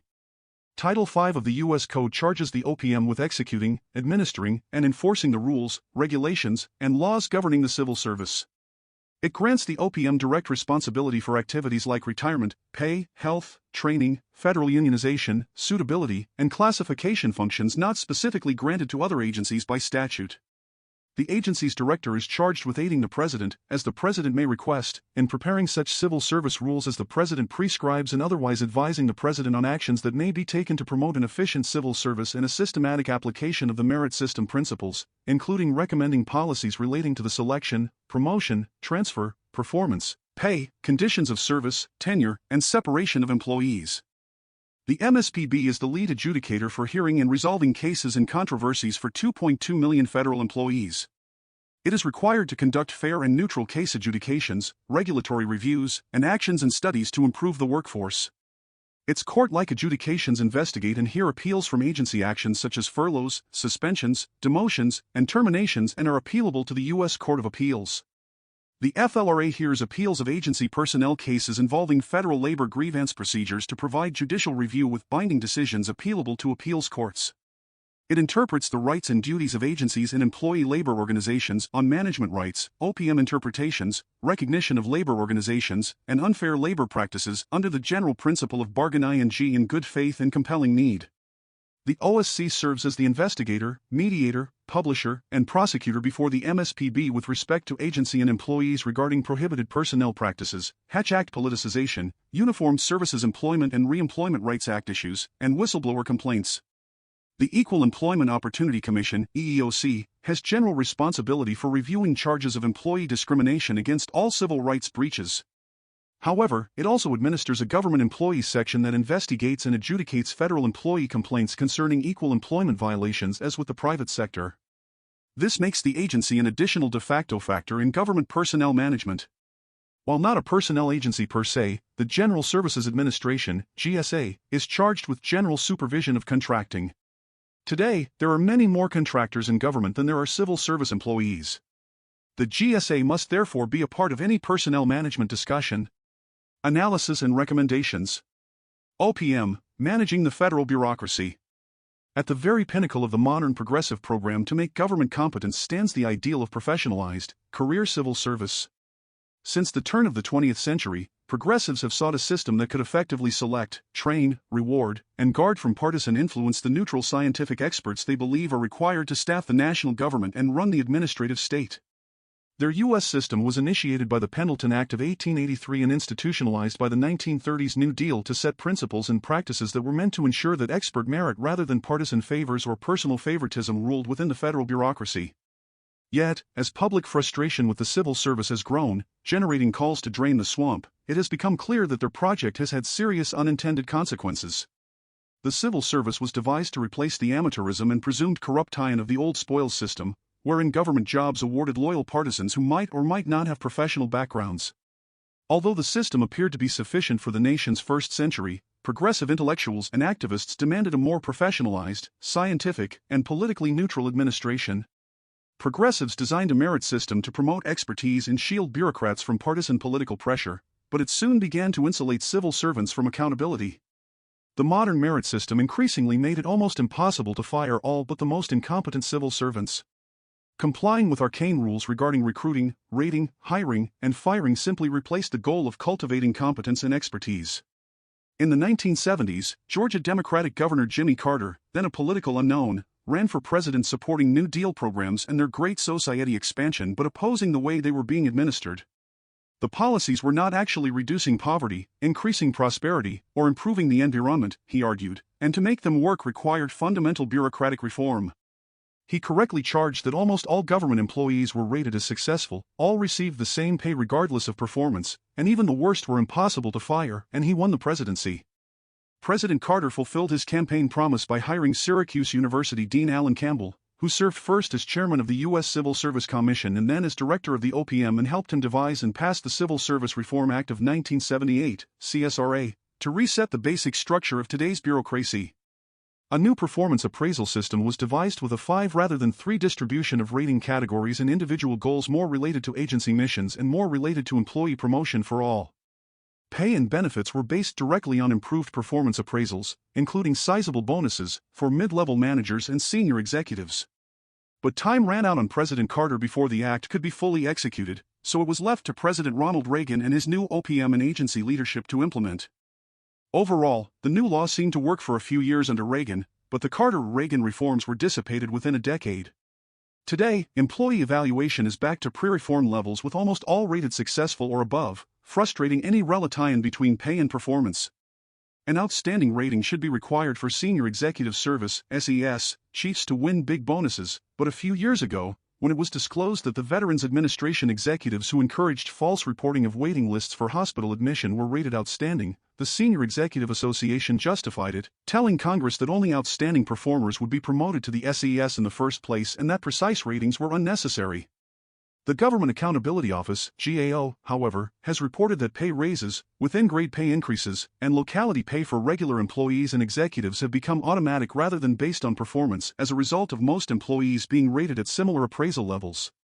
OPM, merit hiring in a merit system. It should not be impossible even for a large national government to hire good people through merit selection. The government did so for years, but it has proven difficult in recent times to select personnel based on their knowledge, skills, and abilities, KSA, as the law dictates. Yet for the past 34 years, the U.S. Civil Service has been unable to distinguish consistently between strong and unqualified applicants for employment. As the Carter presidency was winding down, the U.S. Department of Justice and top lawyers at the OPM contrived with plaintiffs to end civil service IQ examinations because of concern about their possible impact on minorities. the OPM had used the Professional and Administrative Career Examination (PACE) General Intelligence Exam to select college graduates for top agency employment, but Carter administration officials, probably without the president's informed concurrence, abolished the PACE through a legal consent court decree capitulating to demands by civil rights petitioners who contended that it was discriminatory. The judicial decree was to last only 5 years but still controls federal hiring and is applied to all KSA tests even today. General ability tests like the PACE have been used successfully to assess the usefulness and cost-effectiveness of broad intellectual qualities across many separate occupations. Courts have ruled that even without evidence of overt, intentional discrimination, such results might suggest discrimination. This doctrine of disparate impact could be ended legislatively or at least narrowed through the regulatory process by a future administration. In any event, the federal government has been denied the use of a rigorous entry examination for 3 decades, relying instead on self-evaluations that have forced managers to resort to subterfuge such as pre-selecting friends or associates that they believe are competent to obtain qualified employees. In 2015, President Barack Obama's OPM began to introduce an improved merit examination called USA Hire, which it had been testing quietly since 2012 in a few agencies for a dozen job descriptions. The tests had multiple-choice questions with only one correct answer. Some questions even required essay replies, questions that would change regularly to depress cheating. President Donald Trump's OPM planned to implement such changes but was delayed because of legal concerns over possible disparate impact. Courts have agreed to review the consent decree if the Uniform Guidelines on Employee Selection Procedures setting the technical requirements for sound exams are reformed. A government that is unable to select employees based on KSA-like test qualifications cannot work, and the OPM must move forward on this very basic personnel management obligation. The centrality of performance appraisal. In the meantime, the OPM must manage the workforce it has. Before they can reward or discipline federal employees, managers must first identify who their top performers are and who is performing less than adequately. In fact, as Ludwig von Mises proved in his classic Bureaucracy, unlike the profit and loss evaluation tool used in the private sector, government performance measurement depends totally on a functioning appraisal system. If they cannot be identified in the first place within a functioning appraisal system, it is impossible to reward good performance or correct poor performance. The problem is that the collegial atmosphere of a bureaucracy in a multifaceted appraisal system that is open to appeals makes this a very challenging ideal to implement successfully. The GAO reported more recently that overly high and widely spread performance ratings were again plaguing the government, with more than 99% of employees rated fully successful or above by their managers, a mere 0.3% rated as minimally successful, and 0.1% actually rated unacceptable. Why? It is human nature that no one appreciates being told that he or she is less than outstanding in every way. Informing subordinates in a closely knit bureaucracy that they are not performing well is difficult. Rating compatriots is even considered rude and unprofessional. Moreover, managers can be and often are accused of racial or sexual discrimination for a poor rating, and this discourages honesty. In 2018, President Trump issued Executive Order 13839 requiring agencies to reduce the time for employees to improve performance before corrective action could be taken, to initiate disciplinary actions against poorly performing employees more expeditiously, to reiterate that agencies are obligated to make employees improve, to reduce the time for employees to respond to allegations of poor performance, to mandate that agencies remind supervisors of expiring employee probationary periods, to prohibit agencies from entering into settlement agreements that modify an employee's personnel record, and to re-evaluate posters for agencies to discipline supervisors who retaliate against whistleblowers. Unfortunately, the order was overturned by the Biden administration, so it will need to be reintroduced in 2025. The fact remains that meaningfully evaluating employees' performance is a critical part of a manager's job. In the Reagan appraisal process, managers were evaluated on how they themselves rated their subordinates. This is critical to responsibility and improved management. It is essential that political executives build policy goals directly into employee appraisals both for mission success and for employees to know what is expected. Indistinguishable from their coworkers on paper, hardworking federal employees often go unrewarded for their efforts and are often the system's greatest critics. Federal workers who are performing inadequately get neither the benefit of an honest appraisal nor clear guidance on how to improve. Political executives should take an active role in supervising performance appraisals of career staff, not unduly delegate this responsibility to senior career managers, and be willing to reward and support good performers. Merit pay. Performance appraisal means little to daily operations if it is not tied directly to real consequences for success as well as failure. According to a survey of major U.S. private companies, which, unlike the federal government, also have a profit and loss evaluation, 90% use a system of merit pay for performance based on some type of appraisal system. Despite early efforts to institute merit pay throughout the federal government, however, compensation is still based primarily on seniority rather than merit. Merit pay for executives and managers was part of the Carter reforms and was implemented early in the Reagan presidency. Beginning in the summer of 1982, the Reagan OPM entered 18 months of negotiations with House and Senate staff on extending merit pay to the entire workforce.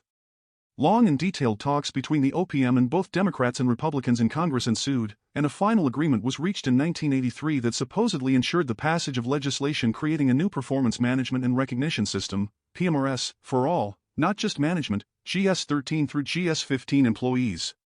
Meanwhile, the OPM issued regulations to expand the role of performance related to pay throughout the entire workforce, but congressional allies of the employee unions, led by Representative Steny Hoyer, D., of Government Employee, Rich, Maryland, stoutly resisted this extension of pay for performance and, with strong union support, used the congressional appropriations process to block OPM administrative pay reforms. Bonuses for SES career employees survived, but performance appraisals became so high and widely distributed that there was little relationship between performance and remuneration. Ever since the original merit pay system for federal managers, GM-13 through GM-15 grade levels, just below the SES, was allowed to expire in September 1993, little to nothing has been done either to reinstate the federal merit pay program for managers or to distribute performance rating evaluations for the SES, much less to extend the program to the remainder of the workforce. A reform-friendly president in Congress might just provide the opportunity to create a more comprehensive performance plan. In the meantime, however, political executives should use exist-ing pay and especially fiscal awards strategically to reward good performance to the degree allowed by law. Making the appeals process work.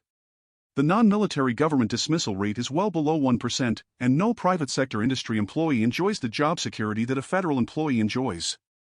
Both safety and justice demand that managers learn to act strategically to hire good and fire poor performers legally. The initial paperwork required to separate poor or abusive performers, when they are infrequently identified, is not overwhelming, and managers might be motivated to act if it were not for the appeals and enforcement processes. Formal appeal in the private sector is mostly a rather simple two-step process, but government unions and associations have been able to convince politicians to support a multiple and extensive appeals and enforcement process. As noted, there are multiple administrative appeals bodies. The FLRA, OSC, and EEOC have relatively narrow jurisdictions. Claims that an employee's removal or disciplinary actions violate the terms of a collective bargaining agreement between an agency and a union are handled by the FLRA. Employees who claim their removal was the result of discrimination can appeal to the EEOC, and employees who believe their firing was retribution for being a whistleblower can go to the OSC.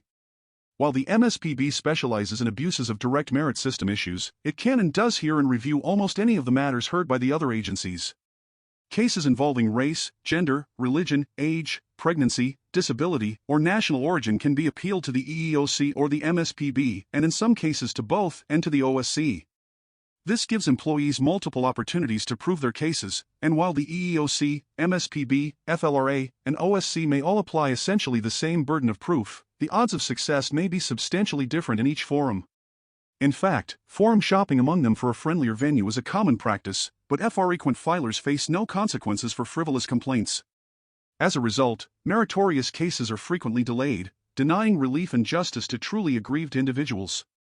The MSPB can and does handle all such matters, but it faces a backlog of an estimated 3,000 cases of people who were potentially wrongfully terminated or disciplined as far back as 2013. From 2017 to 2022, the MSPB lacked the quorum required to decide appeals. On the other hand, as of January 2023, the EEOC had a backlog of 42,000 cases. While federal employees win appeals relatively infrequently, MSPB administrative judges have upheld agency decisions as much as 80% of the time. The real problem is the time and paperwork involved in the elaborate process that managers must undergo during appeals. This keeps even the best managers from bringing cases in all but the most egregious cases of poor performance or misconduct.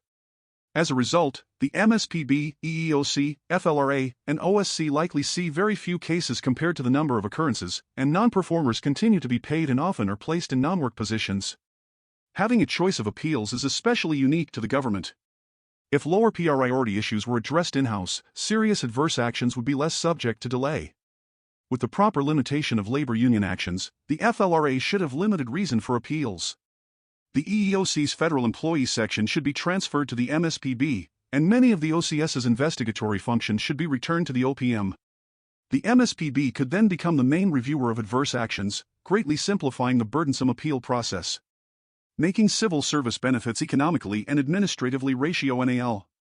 In recent years, the combined wages and benefits of the executive branch civilian workforce totaled $300 billion according to official data. But even that amount does not properly account for billions in unfunded liability for retirement and other government reporting distortions. Official data also report employment as approximately 2 million, but this ignores approximately 20 million contractors who, while not eligible for government pay and benefits, do receive them indirectly through contracting, even if they are less generous. Official data also claim that national government employees are paid less than private sector employees are paid for similar work, but several more neutral sources demonstrate that public sector workers make more on average than their private sector counterparts. All of this extravagance deserves close scrutiny. Market-based pay and benefits. According to current law, federal workers are to be paid wages comparable to equivalent private sector workers rather than compared to all private sector employees.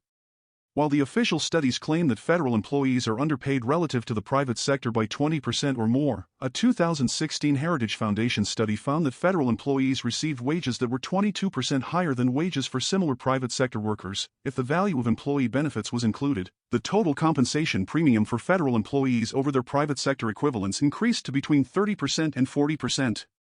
The American Enterprise Institute found a 14% pay premium and a 61% total compensation premium. Base salary is only one component of a federal employee's total compensation. In addition to high starting wages, federal employees normally receive an annual cost of living adjustment, available to all employees, and generous scheduled raises known as step increases. Moreover, a large proportion of federal employees are stationed in the Washington, D.C. area and other large cities and are entitled to steep locality pay enhancement to account for the high cost of living in these areas. A federal employee with 5 years' experience receives 20 vacation days, 13 paid sick days, and all 10 federal holidays compared to an employee at a large private company who receives 13 days of vacation and 8 paid sick days. Federal health benefits are more comparable to those provided by Fortune 500 employers, with the government paying 72% of the weighted average premiums, but this is much higher than for most private plans. Almost half of private firms do not offer any employer contributions at all. The obvious solution to these discrepancies is to move closer to a market model for federal pay and benefits. One need is for a neutral agency to oversee pay hiring decisions, especially for high-demand occupations. The OPM is independent of agency operations, so it can assess requirements more neutrally. For many years, with its special pay rates program, the OPM evaluated claims that federal rates in an area were too low to attract competent employees and allowed agencies to offer higher pay when needed rather than increased rates for all. Ideally, the OPM should establish an initial pay schedule for every occupation and region, monitor turnover rates and applicant-to-position ratios, and adjust pay and recruitment on that basis. Most of this requires legislation, but the OPM should be an advocate for a true equality of benefits between the public and private sectors. Reforming federal retirement benefits, career civil servants enjoy retirement benefits that are nearly unheard of in the private sector. Federal employees retire earlier, normally at age 55 after 30 years, enjoy richer pension annuities, and receive automatic cost of living adjustments based on the areas in which they retire. Defined benefit federal pensions are fully indexed for inflation, a practice that is extremely rare in the private sector. A federal employee with a pre-retirement income of $25,000 under the older of the two federal retirement plans will receive at least $200,000 more over a 20-year period than will private sector workers with the same pre-retirement salary under historic inflation levels. During the early Reagan years, the OPM reformed many specific provisions of the federal pension program to save billions administratively. Under OPM pressure, Reagan and Congress ultimately ended the old Civil Service Retirement System, CSRS, entirely for new employees, which, counting disbursements for the unfunded liability, accounted for 51.3% of the federal government's total payroll. The retirement system that replaced it, the Federal Employees Retirement System, FERS, reduced the cost of federal employee retirement disbursements to 28.5% of payroll, including contributions to Social Security and the employer match to the Thrift Savings Plan. Most of the pension cost was shifted to the employee, but the new system was much more equitable for the 40% who received few or no benefits under the old system. By 1999, more than half of the federal workforce was covered by the new system, and the government's per capita share of the cost, as the employer, was less than half the cost of the old system, 20.2% of FERS payroll versus 44.3% of CSRS payroll, representing one of the largest examples of government savings anywhere. Although the government pension system has become more like private pension systems, it still remains much more generous, and other means might be considered in the future to move it even closer to private plans. GSA, Landlord and Contractor Management. The General Services Administration is best known as the federal government's landlord, designing, constructing, managing, and preserving government buildings and leasing and managing outside commercial real estate contracting with 376.9 million square feet of space. Obviously, as its prime function, real estate expertise is key to the GSA's success.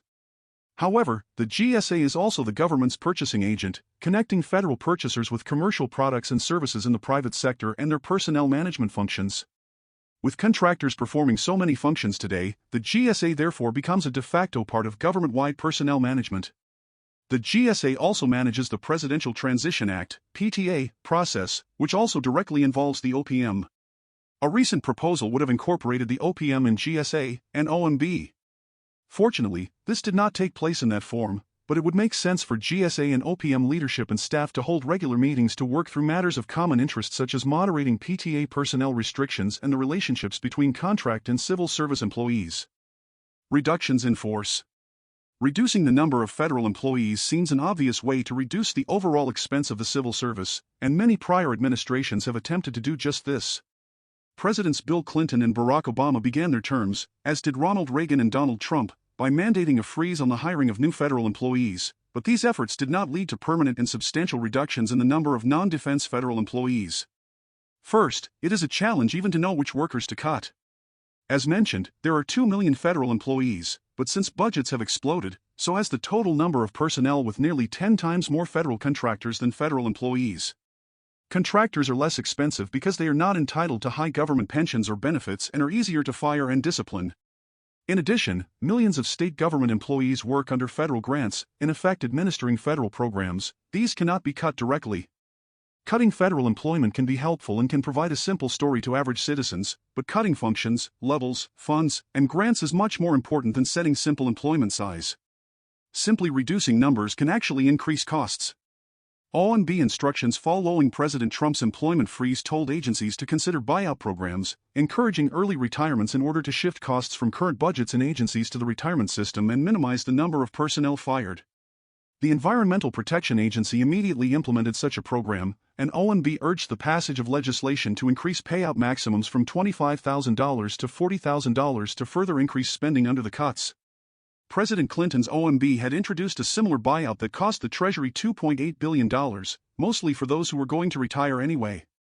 Moreover, when a new employee is hired to fill a job recently vacated in a buyout, the government for a time is paying 2 people to fill one job. What is needed at the beginning is a freeze on all top career position hiring to prevent burrowing in by outgoing political appointees. Moreover, for FACTors determine the order in which employees are protected during layoffs, tenure, veterans preference, seniority, and performance in that order of importance.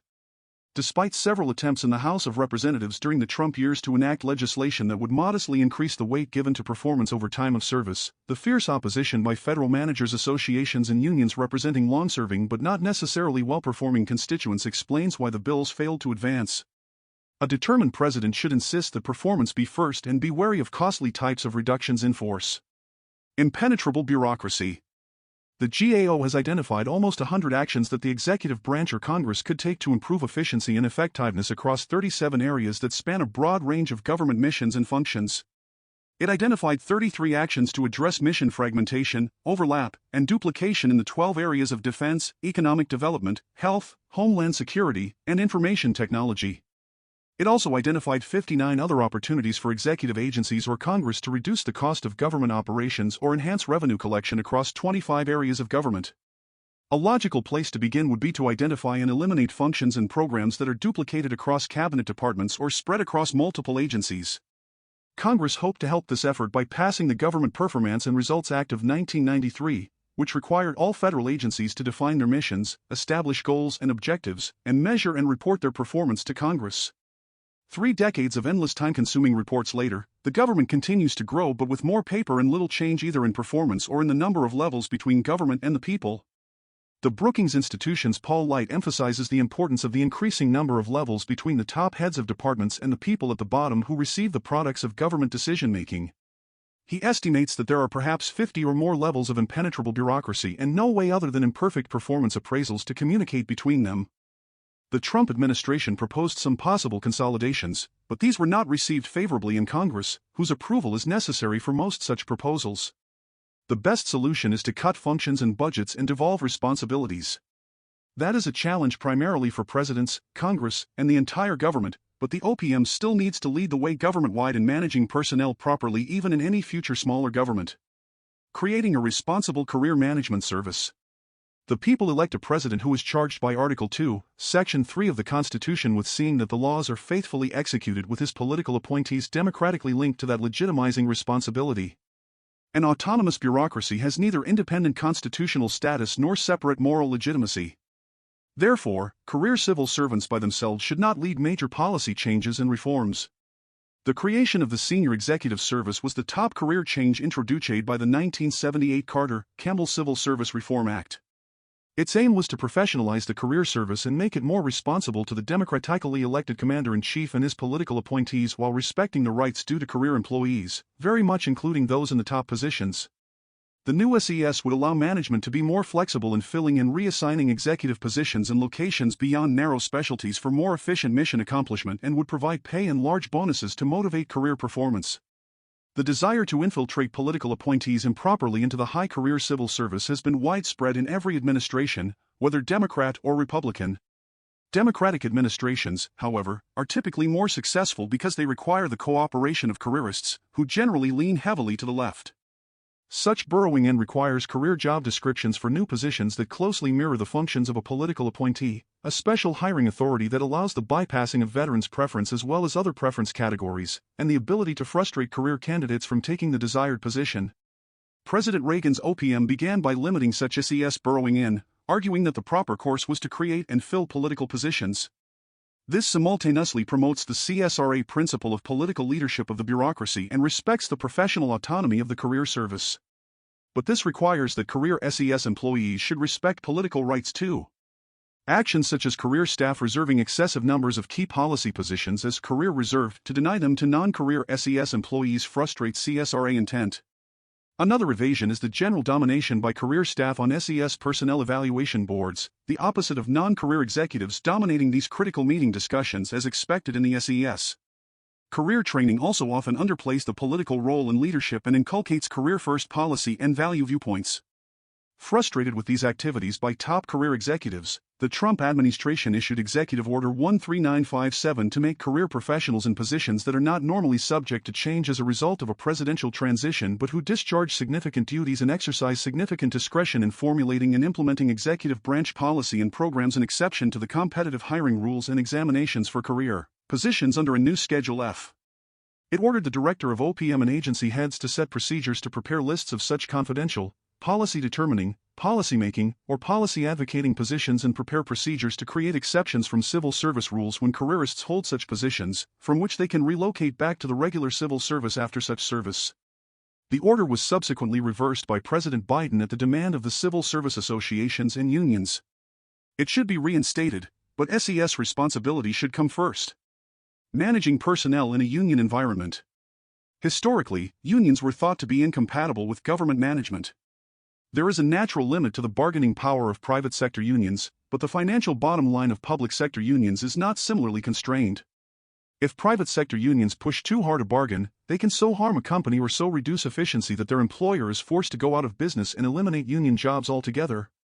There is no such limit in government, which cannot go out of business, so demands can be excessive without negatively affecting employee and union bottom lines. Even Democratic President Franklin Roosevelt considered union representation in the federal government to be incompatible with democracy. Striking and even threats of bargaining and delay were considered acts against the people and thus improper. It was not until President John Kennedy that union representation in the federal government was recognized, and then merely by executive order. Labor bargaining was not set in statute until the Carter administration was forced by Congress to do so in order to pass the CSRA, although all bargaining was placed under OPM review. The CSRA was able to maintain strong management rights for the OPM and agencies and forbade collective bargaining on pay and benefits as well as management prerogatives. Over time, OPM, FLRA, and agencies' personnel offices and courts, especially in Democratic administrations, narrowed management rights so that labor bargaining expanded as management rights contracted. But the management rights are still in statute, have been enforced by some administrations, and should be enforced again by any future OPM and agency managements, which should not be intimidated by union power.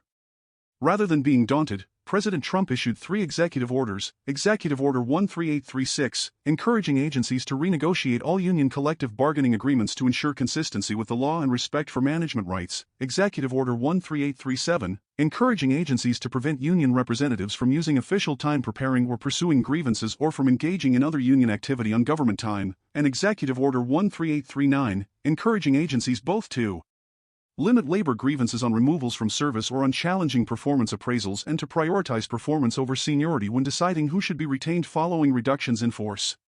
All were revoked by the Biden administration and should be reinstated by the next administration, to include the immediate appointment of the FLRA General Counsel and reactivation of the impasses panel. Congress should also consider whether public sector unions are appropriate in the first place. The bipartisan consensus up until the middle of the 20th century held that these unions were not compatible with constitutional government. After more than half a century of experience with public sector union frustrations of good government management, it is hard to avoid reaching the same conclusion. Fully staffing the ranks of political appointees.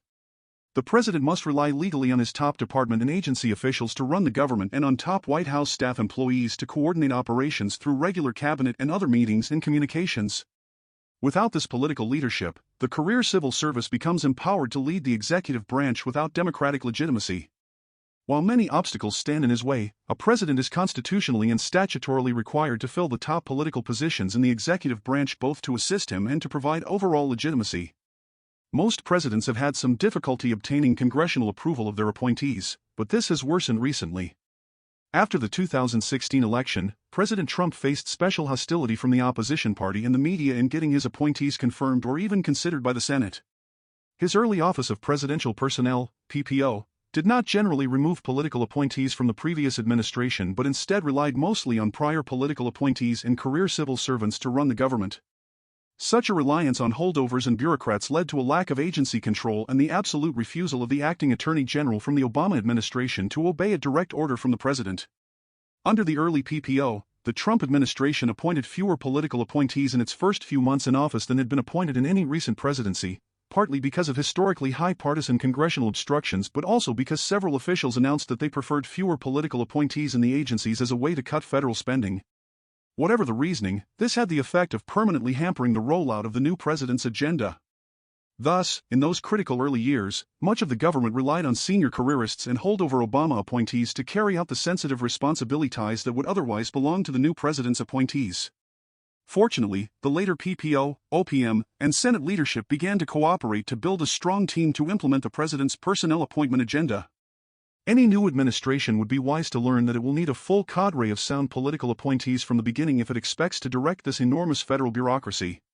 A close relationship between the PPO at the White House and the OPM, coordinating with agency assistant secretaries of administration and PPO's chosen White House liaisons and their staff at each agency, is essential to the management of this large, multilevel, resistant, and bureaucratic challenge. If personnel as policy is to be our general guide, it would make sense to give the president direct supervision of the bureaucracy with the OPM director available in his cabinet. A reformed bureaucracy. Today, the federal government's bureaucracy cannot even meet its own civil service ideals. The merit criteria of ability, knowledge, and skills are no longer the basis for recruitment, selection, or advancement, while pay and benefits for comparable work are substantially above those in the private sector. Retention is not based primarily on performance, and for the most part, inadequate performance is not appraised, corrected, or punished. The authors have made many suggestions here that, if implemented, could bring that bureaucracy more under control and enable it to work more efficiently and responsibly, which is especially required for the half of the civilian government that administers its undeniable responsibilities for defense and foreign affairs. While a better administered central bureaucracy is crucial for both those and domestic responsibilities, the problem of properly running the government goes beyond simple bureaucratic administration. The specific deficiencies of the federal bureaucracy, size, levels of organization, inefficiency, expense, and lack of responsiveness to political leadership are rooted in the progressive ideology that unelected experts can and should be trusted to promote the general welfare in just about every area of social life. The Constitution, however, reserved a few enumerated powers to the federal government while leaving the great majority of domestic activities to state, local, and private governance. As James Madison explained, the powers reserved to the several states will extend to all the objects, which, in the ordinary course of affairs, concern the lives, liberties, and properties of the people, and the internal order, improvement, and prosperity of the state. Modern progressive politics has simply given the national government more to do than the complex separation of powers Constitution allows. That progressive system has broken down in our time, and the only real solution is for the national government to do less, to decentralize and privatize as much as possible and then ensure that the remaining bureaucracy is managed effectively along the lines of the enduring principles set out in detail here. 各位充满求知欲的观众朋友们，大家好。今天我们要来探讨一个热门话题：2024年美国总统大选。这场选战可谓史无前例，究竟唐纳德·川普能否重返白宫？亦或是贺锦丽将突破性别藩篱，成为美国首位女总统？让我们直捣黄龙，一探究竟。这场选战利害关系重大，竞争激烈，从华府熙攘的街头，到华尔街的金融脉动，再到矽谷的科技巨头，全美各地都为之沸腾。首先，我们来谈谈川普。不论您是支持还是反对，都无法忽视他的存在。他的支持者一如既往的热情拥戴。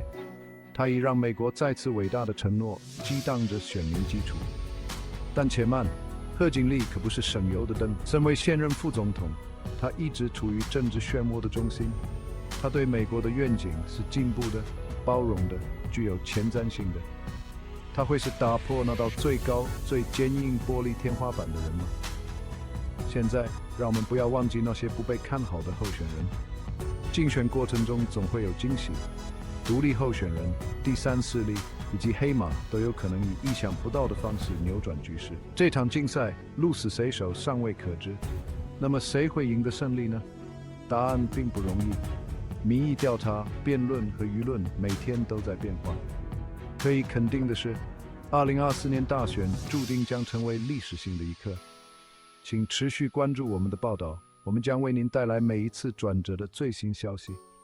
从竞选活动到投票所，我将为您带来第一线的最新报道。别忘了点赞、订阅，并开启通知铃铛，以获得更多突发新闻和深入分析。